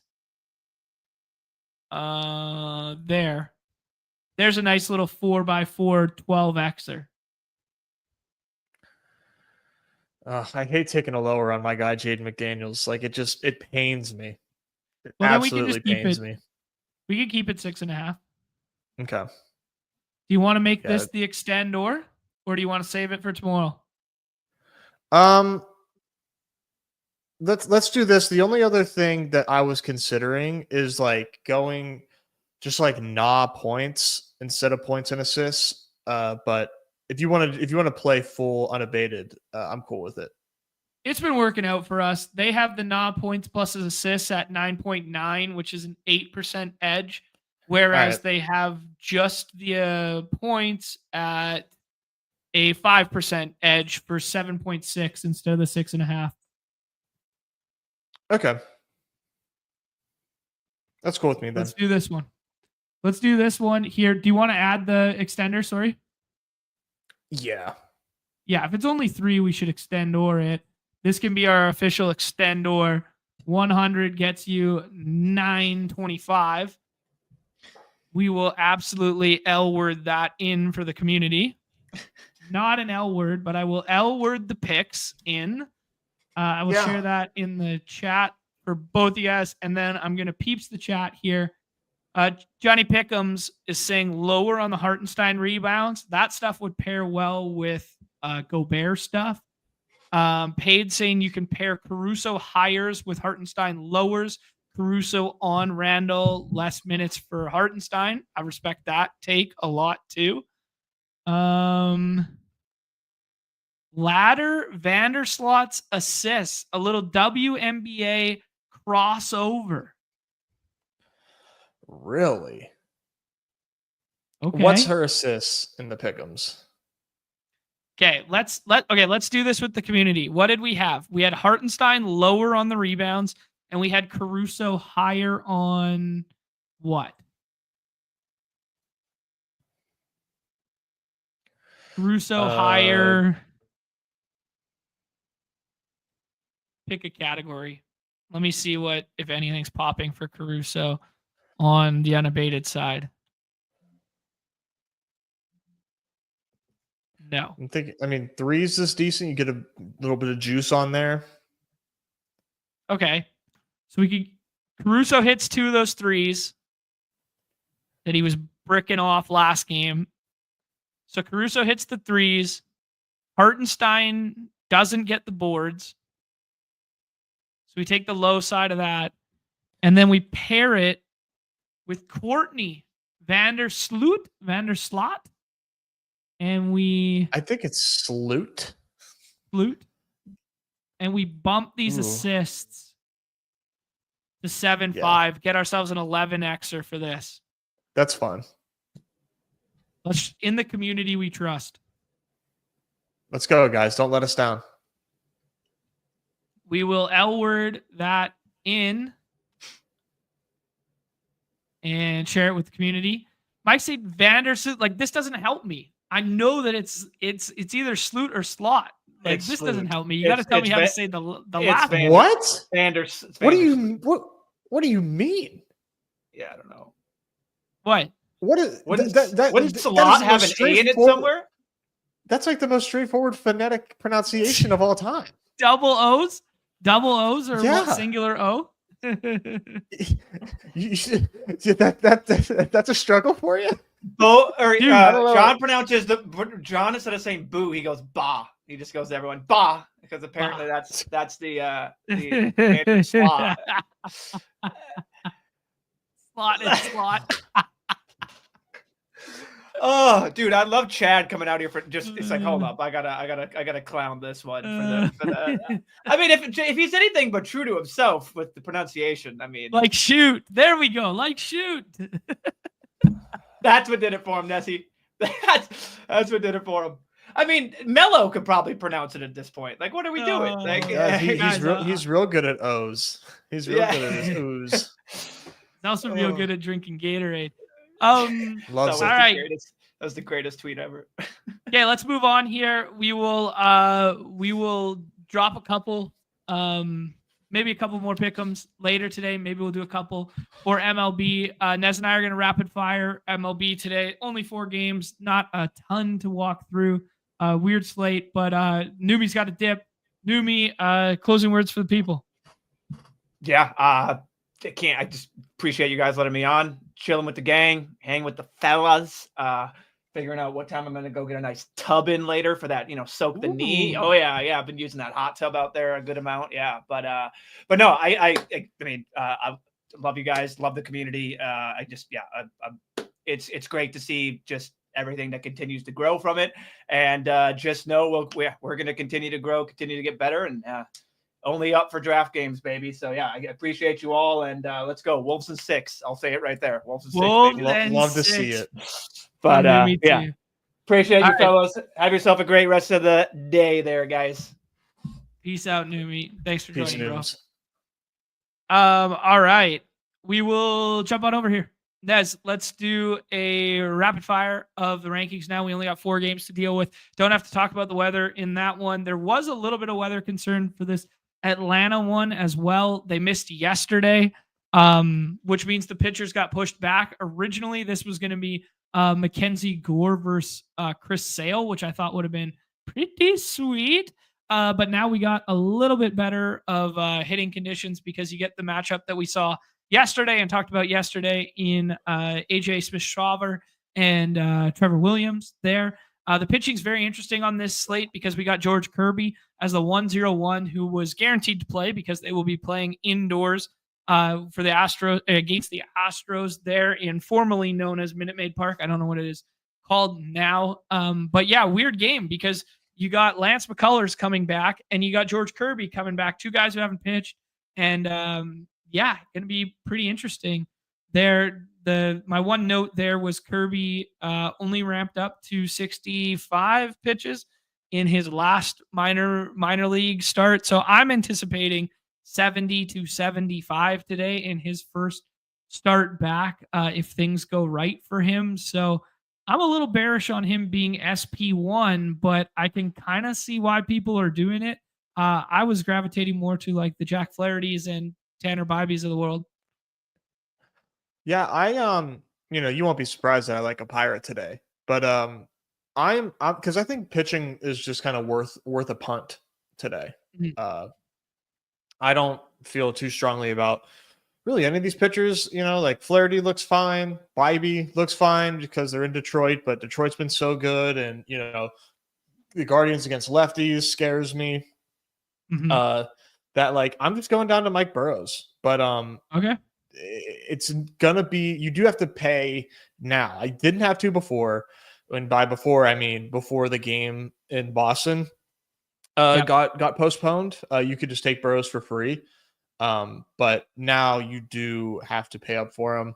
I mean, for whatever it's worth, I think Mike Burrows is not a bad pitcher. Like, obviously he's not Bubba Chandler. I wish this was Bubba Chandler, but Mike Burrows is actually a pretty decent pitcher. So I'm kind of looking forward to this debut for him. Cool. Both or not debut technically. He did have a start last year and then got hurt. Sorry. Debut for season debut. Yeah. He made an appearance last year, but yeah, this is his 2025 major league debut. He's had a nice start to his minor league season. 11 K9, 2.5 ERA. Just the shit you want to see, against minor leaguers. Yeah, no doubt. And then on the other side of that one, Carlos Rodriguez got called up as well. There was some speculation if he was going to start or not this evening, and now it looks like he's starting this evening. Have you seen differently anywhere else? No, that's what I'm like the sources that I'm looking at have him listed. But it doesn't look, numbers aren't popping, of course, for a rookie. But I do see him listed as a starter, not officially, but on sites. Yeah, which is just an interesting wrinkle to our contest because he's basically going completely undrafted. If we were going to go rank out this pitching, there is a little bit of weather concern with the Pittsburgh. We're not completely out of the water with weather. There is a little bit in Atlanta and there's a little bit in Pittsburgh, but I think both of those will go and be fine. But the safest of the bunch in terms of pitching for games would be in that Detroit versus Cleveland game. I think Flaherty is probably my SP1 today. I like Flaherty and I like Bibee, as I alluded to, but you did bring up some good points about the left-handed power on Detroit being tough for Bibee there. And then I like your plan here where it's like I'm just kind of gonna gnaw wave the Smith Shawver, Kirby, and Lance McCullers tier and scroll the F down to Mike Burrows here. Yeah, and if I don't have Atlanta, I will even dabble with Trevor Williams if I miss out on Mr. Burrows. Sure, yeah, professional ass right-handed pitcher. It's a little scary that he did go up against Atlanta his last time out there. We talked about that yesterday, how pitchers in their back-to-back starts, but look no further. Obviously, completely different arsenals and pitchers, but look no further than Yamamoto. We were a little bit scared about that going against after he'd got knocked around by the D-backs, and then he comes out and throws 6 2/3 of basically perfect baseball. It was actually no hit baseball, but yeah. Anything else to say on pitching, Nez? No, other than this kid from the Brewers that we expect to start is a right-hander, and as evidenced by the lefty lineup for the Pirates that they just put out with Cruz lead off and Horwitz batting fifth. Cool. Speaking of Cruz, I thought Cruz was the most underpriced hitter on the entire slate today when I was looking at it, unless there's one other name that I'll save for 1 second. I don't know if we've got a lineup from them yet, but I thought Cruz was the most underpriced hitter on the entire slate, just with his ADP. What did you think? Oh yeah, I mean, anywhere you look, Cruz always projects, against a right-hander as a top option. No reason why he shouldn't be getting drafted higher today. I have a lot of Cruz, and I mean, by a lot, I mean like I think I've done like 8 drafts I was able to get in today, and he's on most of those teams. Cool. Yeah, well said there. I do think these 4-game slates, the run totals tend to be very, very similar amongst it. Like Braves are getting treated as if they have like a huge, like as if they're Coors, like they're getting treated in that regard. But like we're looking, depending where you look, you're looking at a 5 or a 4.9 or a 4.8. And the other side of that game is a 4.8 as well. And then if you look, some other resources, you'll get a 4.8 or a 4.9 for both the Pirates and both for the Brewers. So some of these lesser owned stacks right now look like pretty good value comparative. Yeah. I mean, even with the Nationals, they're drafted really high. They're the highest implied total that I see on a couple spots. Yeah. Just like not like necessarily like popping off the charts per se, but yeah, fractions of points better. Yeah, but I'm a Abrams wood slappy as well. But it's just funny that like this is the same matchup as like yesterday.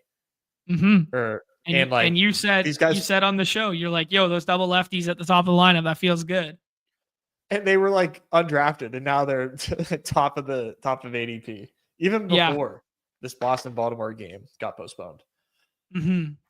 I mean, not a ton to say outside of maybe like our favorite stacks and some scrolly one-offs and that sort of thing. I think playing both sides of the majority of games is going to be entirely fine and almost a necessity on a slate this short where you're in 6-person lobbies,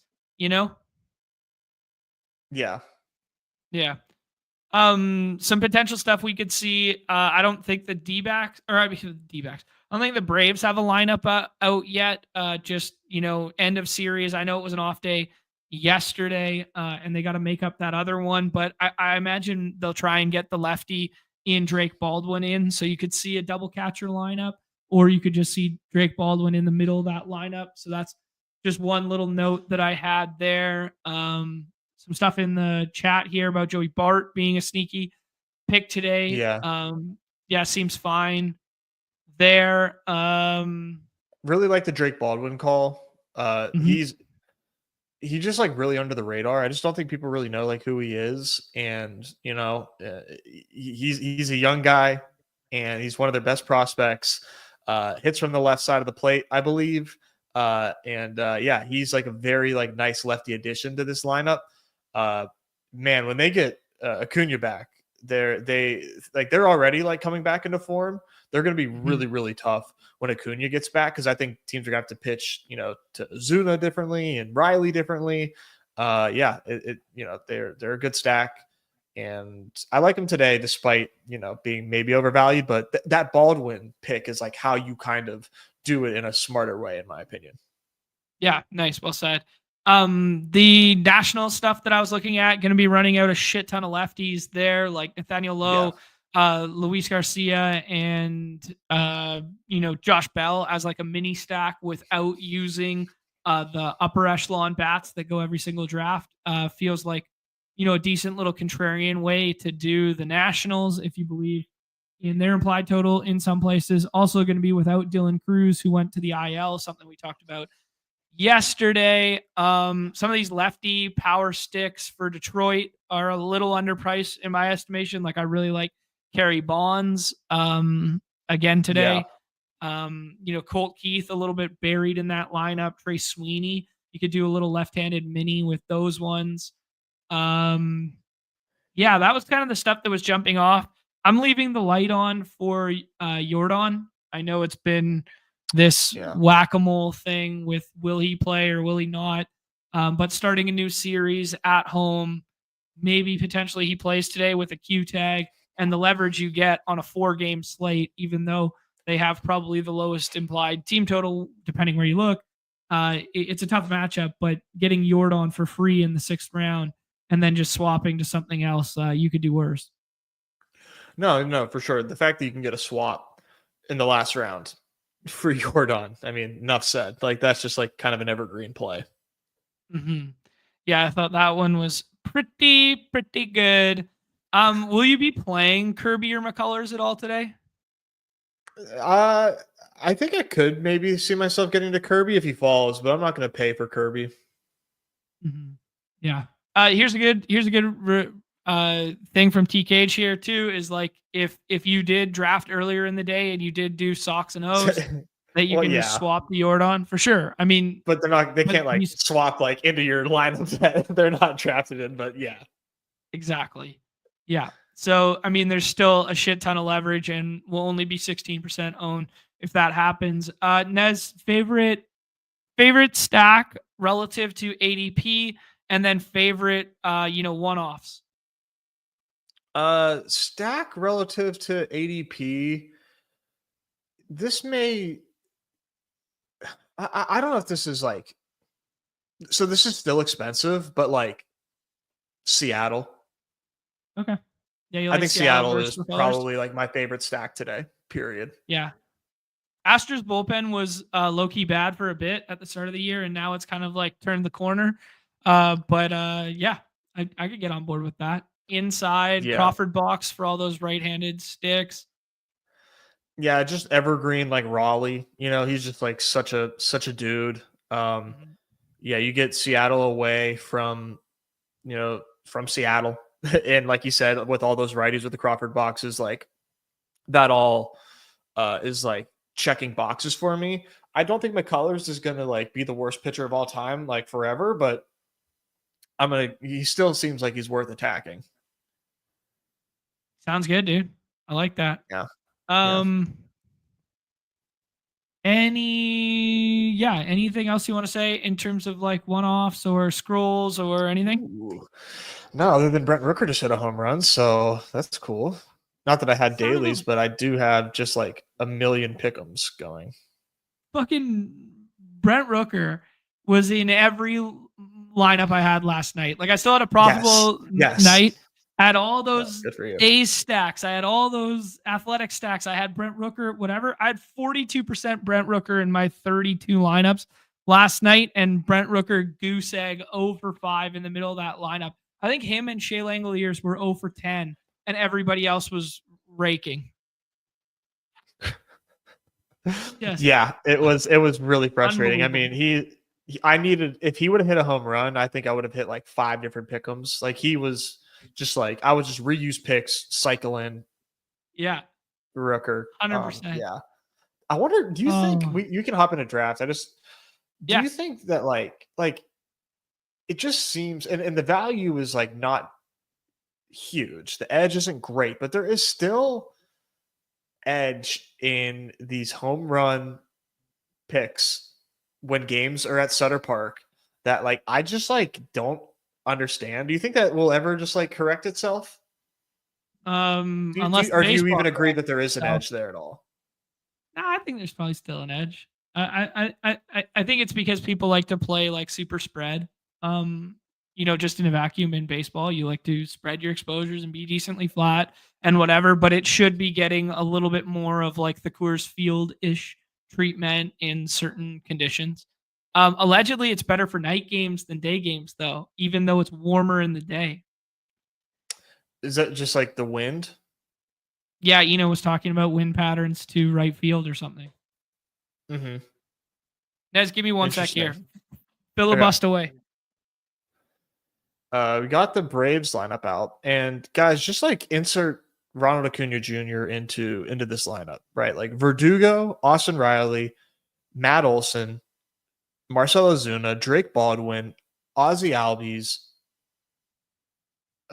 Eli White, Michael Harris, Nick Allen. Like just the Braves are a mega, and I don't even know if it's sneaky. I got to see like what their odds are. Just using like the green redacted book, but if they're not top 3 World Series odds, that's wild because they're going to get him back. They should get Strider in good form soon enough. I mean, Braves are plus 1,700 to win the World Series. That seems just crazy to me. Like crazy good. You want to do a little Detroit thing to start? Yeah. Have some fun with some left-handed Detroit power. What do you think, man? Do you think, are you with me that like the Braves are probably like the best way to place a MLB future right now? Honestly, I haven't looked at the standings enough to. Let me look. Well, just like think about the Braves, like kind of like fuck the standings a little bit. Like 6.5 back, 500 right now. Yeah. Their lineup is really good right now. And they're about to get Ronald Acuna back. Yeah, they've been really scuffling and underperforming, and they're still 500. But like you look at their last 10, last 20, they've been playing better. Yeah, like 6 and 4 is what I'm seeing. If you go to the last 20, they're playing like 650 ball. Mm-hmm. Yeah, I haven't looked at the schedule. And they make trades. They'll make a trade too, I'm sure. The problem is the Phillies are the best team in the National League, and they're atop their division. Sanjay Rich getting not in my good graces anymore. He wins one slate. He donates 10 Badge Bros membership, and then he takes carry bonds from us. Son of a. We got a pivot here, Nez. What do you think, Julio? Yeah. Let's do these two as one-offs. Unless we get sniped, you definitely have to figure out in your rooms here, on the fly a little bit more so in these 4 persons. You can't just necessarily stay in your lane because more people are building out more stacks. There's the O'Neill Cruz push up. That feels good. Yeah, from our guy Paid, of course. Mm-hmm. I know we're focused on today's slate, but tomorrow is going to be another massive MLB day, by the way. Good. Yeah, because we'll have no hockey, no NBA in terms of new contests, and then we'll recycle with a brand new series startings on Friday kind of deal. Yeah, so I think it'll be 40K main with like the sides that we had last time. Sweet. Yeah, that'd be good. Yeah. We'll run through that one tomorrow.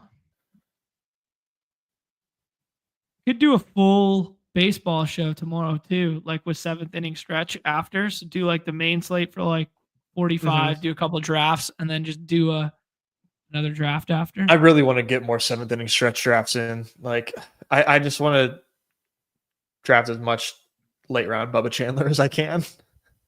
I respect it. CJ Abrams here is like throwing me off. You want to just take them and then do like a 2-man stack? We could do a Washington stack with Abrams. Let's do it.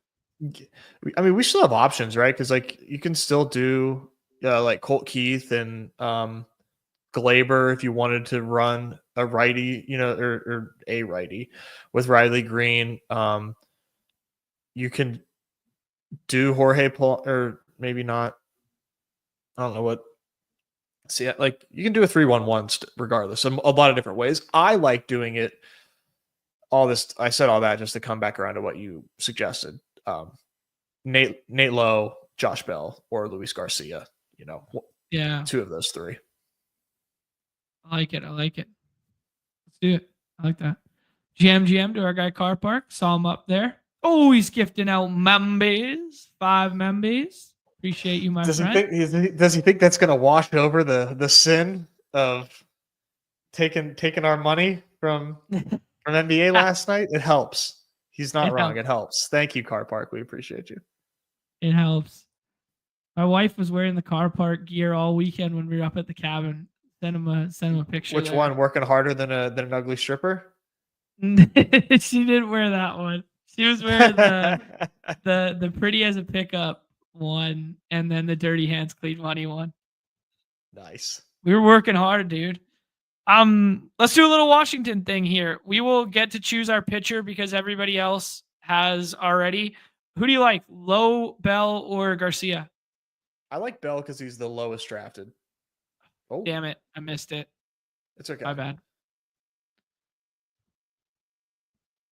Yeah, just thinking about from an ownership standpoint, I think Josh Bell will be the least drafted, and I like Josh Bell from the left side of the plate, obviously a lot more. Sounds good. Oh, I love the sounds of this. Car Park saying I'll send you guys some no luck all work gear. That's sick. That's what I need. I've been getting the emails about yeah, that is what you need after last night. I have been getting the emails of the fresh gear that's coming out, and I was eyeing it up. They are some comfy ass shirts. That's awesome. Nez, I think we're gonna have Seedmeister takes Bell and Jose Tina. Why? Because he's mixing and matching, and we're fighting for stacks out here. I think we should take pitcher first because we have our own choice after this. Okay. Burrow? You like Mike Burrow tonight? Yeah. All right, we're taking Mike Burrow. He's stretched out to be a starter though, right? Yeah. Like he's like full stretch, I mean. Mm-hmm. Yeah. No, he's started many games in the minors so far. Yeah. So we could scroll past Nate Lowe if you wanted to. Like, I think Nate Lowe is a pick, but you could just go to like Alex Call, who, obviously, right-handed hitter, but, does look okay. Okay. Let's do it. Does look okay. I'm an Alex Call guy. Let's scroll the F down and see what happens. Maybe they throw in a lefty reliever on him and then he takes some yard. Ooh, now you're speaking my music. All right, guys, I am going to push the plane on Alex Call here, and that gives us a 3 Washington stack with Riley Green and Julio Rodriguez and Mike Burrow. There is the cheeky Yordan Alvarez Q tag in the last round. Very, very sharp stuff there. We're going to rip one puck draft, call it a show, rapid fire here. Toe drag Tuesday. Florida with a 5-1 win in game one of that series against Carolina looking to reset at home here. And then the barn burner that was last night that Edmonton was up 3-1 on the road and then proceed to dump it 6-3 in the Tyler Seguin night there. We got some puck knowers in here. We got some puck knowers. Whoa, John, you're not going to believe this. Uh-oh. Jock Peterson just stole a base. Wow. He's like the extra large version. He's the extra large version of Jose Ramirez. Yeah, which is saying something. Shocking people with some athleticism with that boiler. I mean, that is, to be the big version of Jose Ramirez is something. Pate saying he went to bed thinking that the Knicks and Oilers won. That's pretty funny. Nez doesn't want me to do it. He doesn't want me to do it, but I'm doing it. Oh my God. Why are you just throwing money away? 9 game point streak for Connor McGoat. Connor McGoat is the 101. Leon Draisaitl is the 102. The 101 of what exactly? Losing money? Yeah. Jesus. And Walt saying NBA is already 80% full. Wow. That's I don't understand. Like what? Maybe the 100K wouldn't have filled again, and I don't think that they should have ran 100K back, considering how much overlay they had. That was deserved. But like, I don't understand how people like pick and choose when they want to just like cram in the NBA. Maybe it's just because it's smaller and they rush in their entries. Yeah, I think day of the week for sure plays a huge factor. I think what else is available on the site plays a huge factor. So like today's baseball slate isn't very interesting comparatively. Whereas like the NBA slate, you could scroll the F down to like 25 combinations. All right, Nez, we could do like a Hyman thing with a little stack here. Bouchard already went. Let's do some Florida stuff. What do you think? Florida runs it back and cooks tonight. Yeah, I always like the Florida Canes matchup. All right, so let's do Carter Verhaeghe and Matthew Tkachuk together. What do you think about that? Yeah, I'm a Tkachuk guy. The old Tkachuk. Speaking of boilers, his father, he's throwing back some beers in the stands these days. He's a big man compared to when he played. That's awesome. That's the best type of guy. Best type of old dad. Mike, same. Me too, bro. Same. Evan's asking for the dong picks today. Maybe we could spin up one of the dong variety there in a half second. I think some of the Atlanta stuff, like Austin Riley, pending the price point, would look okay. I think Kerry Bonds looks good. I think those left-handed. I think maybe left-handed Washington we could do something with. I like that shout. We're going to be left with Stuart Skinner here, okay. Nez. So we're going to be left with Stuart Skinner, so we probably shouldn't do Dallas. What if we do Sam Bennett here and then scroll for Sam. D? I like Bennett. I always take Seth Jones when I'm doing Florida. You want to just take Seth Jones with this Florida onslaught? That's what I usually do with Florida. He's my demon of choice. Unless you want to do the Darnell Nurse. Let's scroll, buddy. Let's scroll. Let's do Ekblad again. He paid off for us with those 18 fantasy points 3 games ago. Let's take Ekblad. I'm with it. The former Chads. So we went a little slappy here. We're chasing that dragon that was Florida scoring 5 goals in game 1. And we do with the Bennett, Verhaeghe, Tkachuk, Ekblad as our contrarian piece, because those 4 will probably be paired together quite frequently, like McDavid and the 3 Florida pieces. And then we are going to get Stuart Skinner, who remarkably, Nez, this is my fun Stuart Skinner stat of the day, let's call it. Okay. He has either had a shutout or he has had a goals against average that is worse than .850 in each of his starts in the playoffs so far. That's that I was not prepared to think about. He is so polarizing. He's either getting a shutout or he's giving up 5. It is crazy to think. Stuart Skinner, we're putting in there. I wonder if they go back to Picard at some point if he gets healthy. But yeah, I don't know. Yeah, I don't know. If he gets healthy, maybe they end up going back to him. We'll see. All right. Let's do one last thing. We'll take a look at the home runs here. We said that Drake Baldwin won. We also said we liked some of the left-handed sticks. Ooh, Kerry Bonds and Riley Green getting some okay price tags. Dude, James Wood. Here you go. You want perspective, guys? James Wood is the 101 today. He's a 3.01x to homer. I have a lot of James Wood to homer today. Like a million different ways. Paired him up. So all right. Nez is all about this James Wood homering. Let's see if we can find let me see if we got a Baldwin one.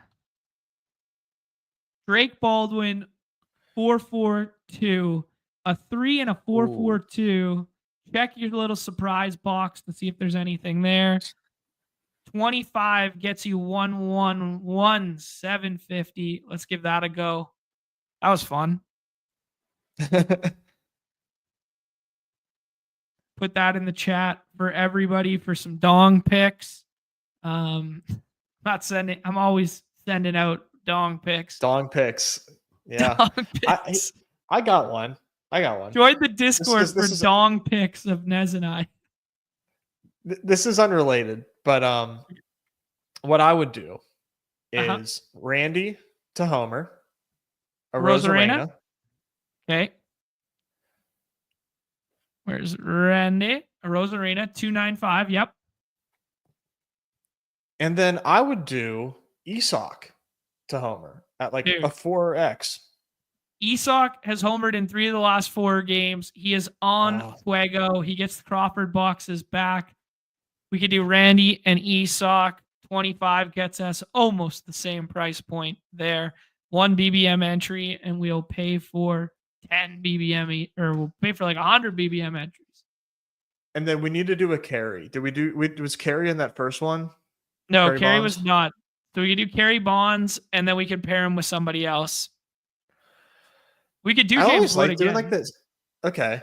I was gonna say I always like doing the same game for some reason. So I was thinking Jose, hitting from the left side. Sure. Yeah, anytime you're getting, 3.5 on Jose, it doesn't feel bad. Yeah, like that just feels good. In fact. Do it. Kerry Bonds and Jose Ramirez. We got ourselves 3 dong picks for the community there. Put those all in the private chat for my guy Nez, and let's tie a bow on it because we got to go outside and be adults in the real world for a little bit before we jam the rest of these drafts. I will be in the streets the remainder of the afternoon there. I'm sure Nez will be as well. Shout out to our guy Neumy for hopping on, giving us a little inside alpha on some of the Underdog workings there. Get your Mr. Good Boys in the chat, who's just chilling behind there. And we need like a mellow in the chat, like not actually mellow because that might cross like some line somewhere, but like a mellow in the chat might be pretty tight. I would like that. I think we gotta find maybe just like you can just throw in like the generic baby emote, I guess. But generic baby, yeah. But maybe we'll figure out something. We'll cook something up. Best of luck in NBA, WNBA, NHL, and MLB this evening. Hopefully you guys can play along with the dong picks. Hopefully you play along with the extendor. Scroll up in the chat there. If you missed the extendor, I will share it. Actually, I think I can copy. Give me one sec. I will share it with everybody one last time here. Make sure I got the right link. There's our 3 pick. There we go. I will share it in there. Yeah, we need that King Mello. There you go. King Mello. There you go. There is the last link in the chat. So there's everything that we did today. 3 home run, double dong ones. And then we did the extend or one. Also, we did one community basketball one too. I don't have the link right now. You guys can scroll up and find it there. If you guys are on the X side, come on over to the YouTube side, give us a like, subscribe, notification bell. I have noticed things are trending a little bit downward in terms of like adding subs and stuff. I might have to do some SEO on the back end here, but give us a like, subscribe, all that stuff. We will be back tomorrow, 2 p.m. Eastern. Maybe we do a hybrid with some paywall stuff because we only did one paywall show this week. But if Nez is going to do a no strip, we'll do a forward facing one tomorrow. So we'll figure that out tomorrow. Any parting words, Nez? No, I'll see you in the lobbies. Go Mike Burrows. Go O'Neal Cruz. Go James Wood. Love it. Final words. Everybody's favorite time of the show. The end. Peace.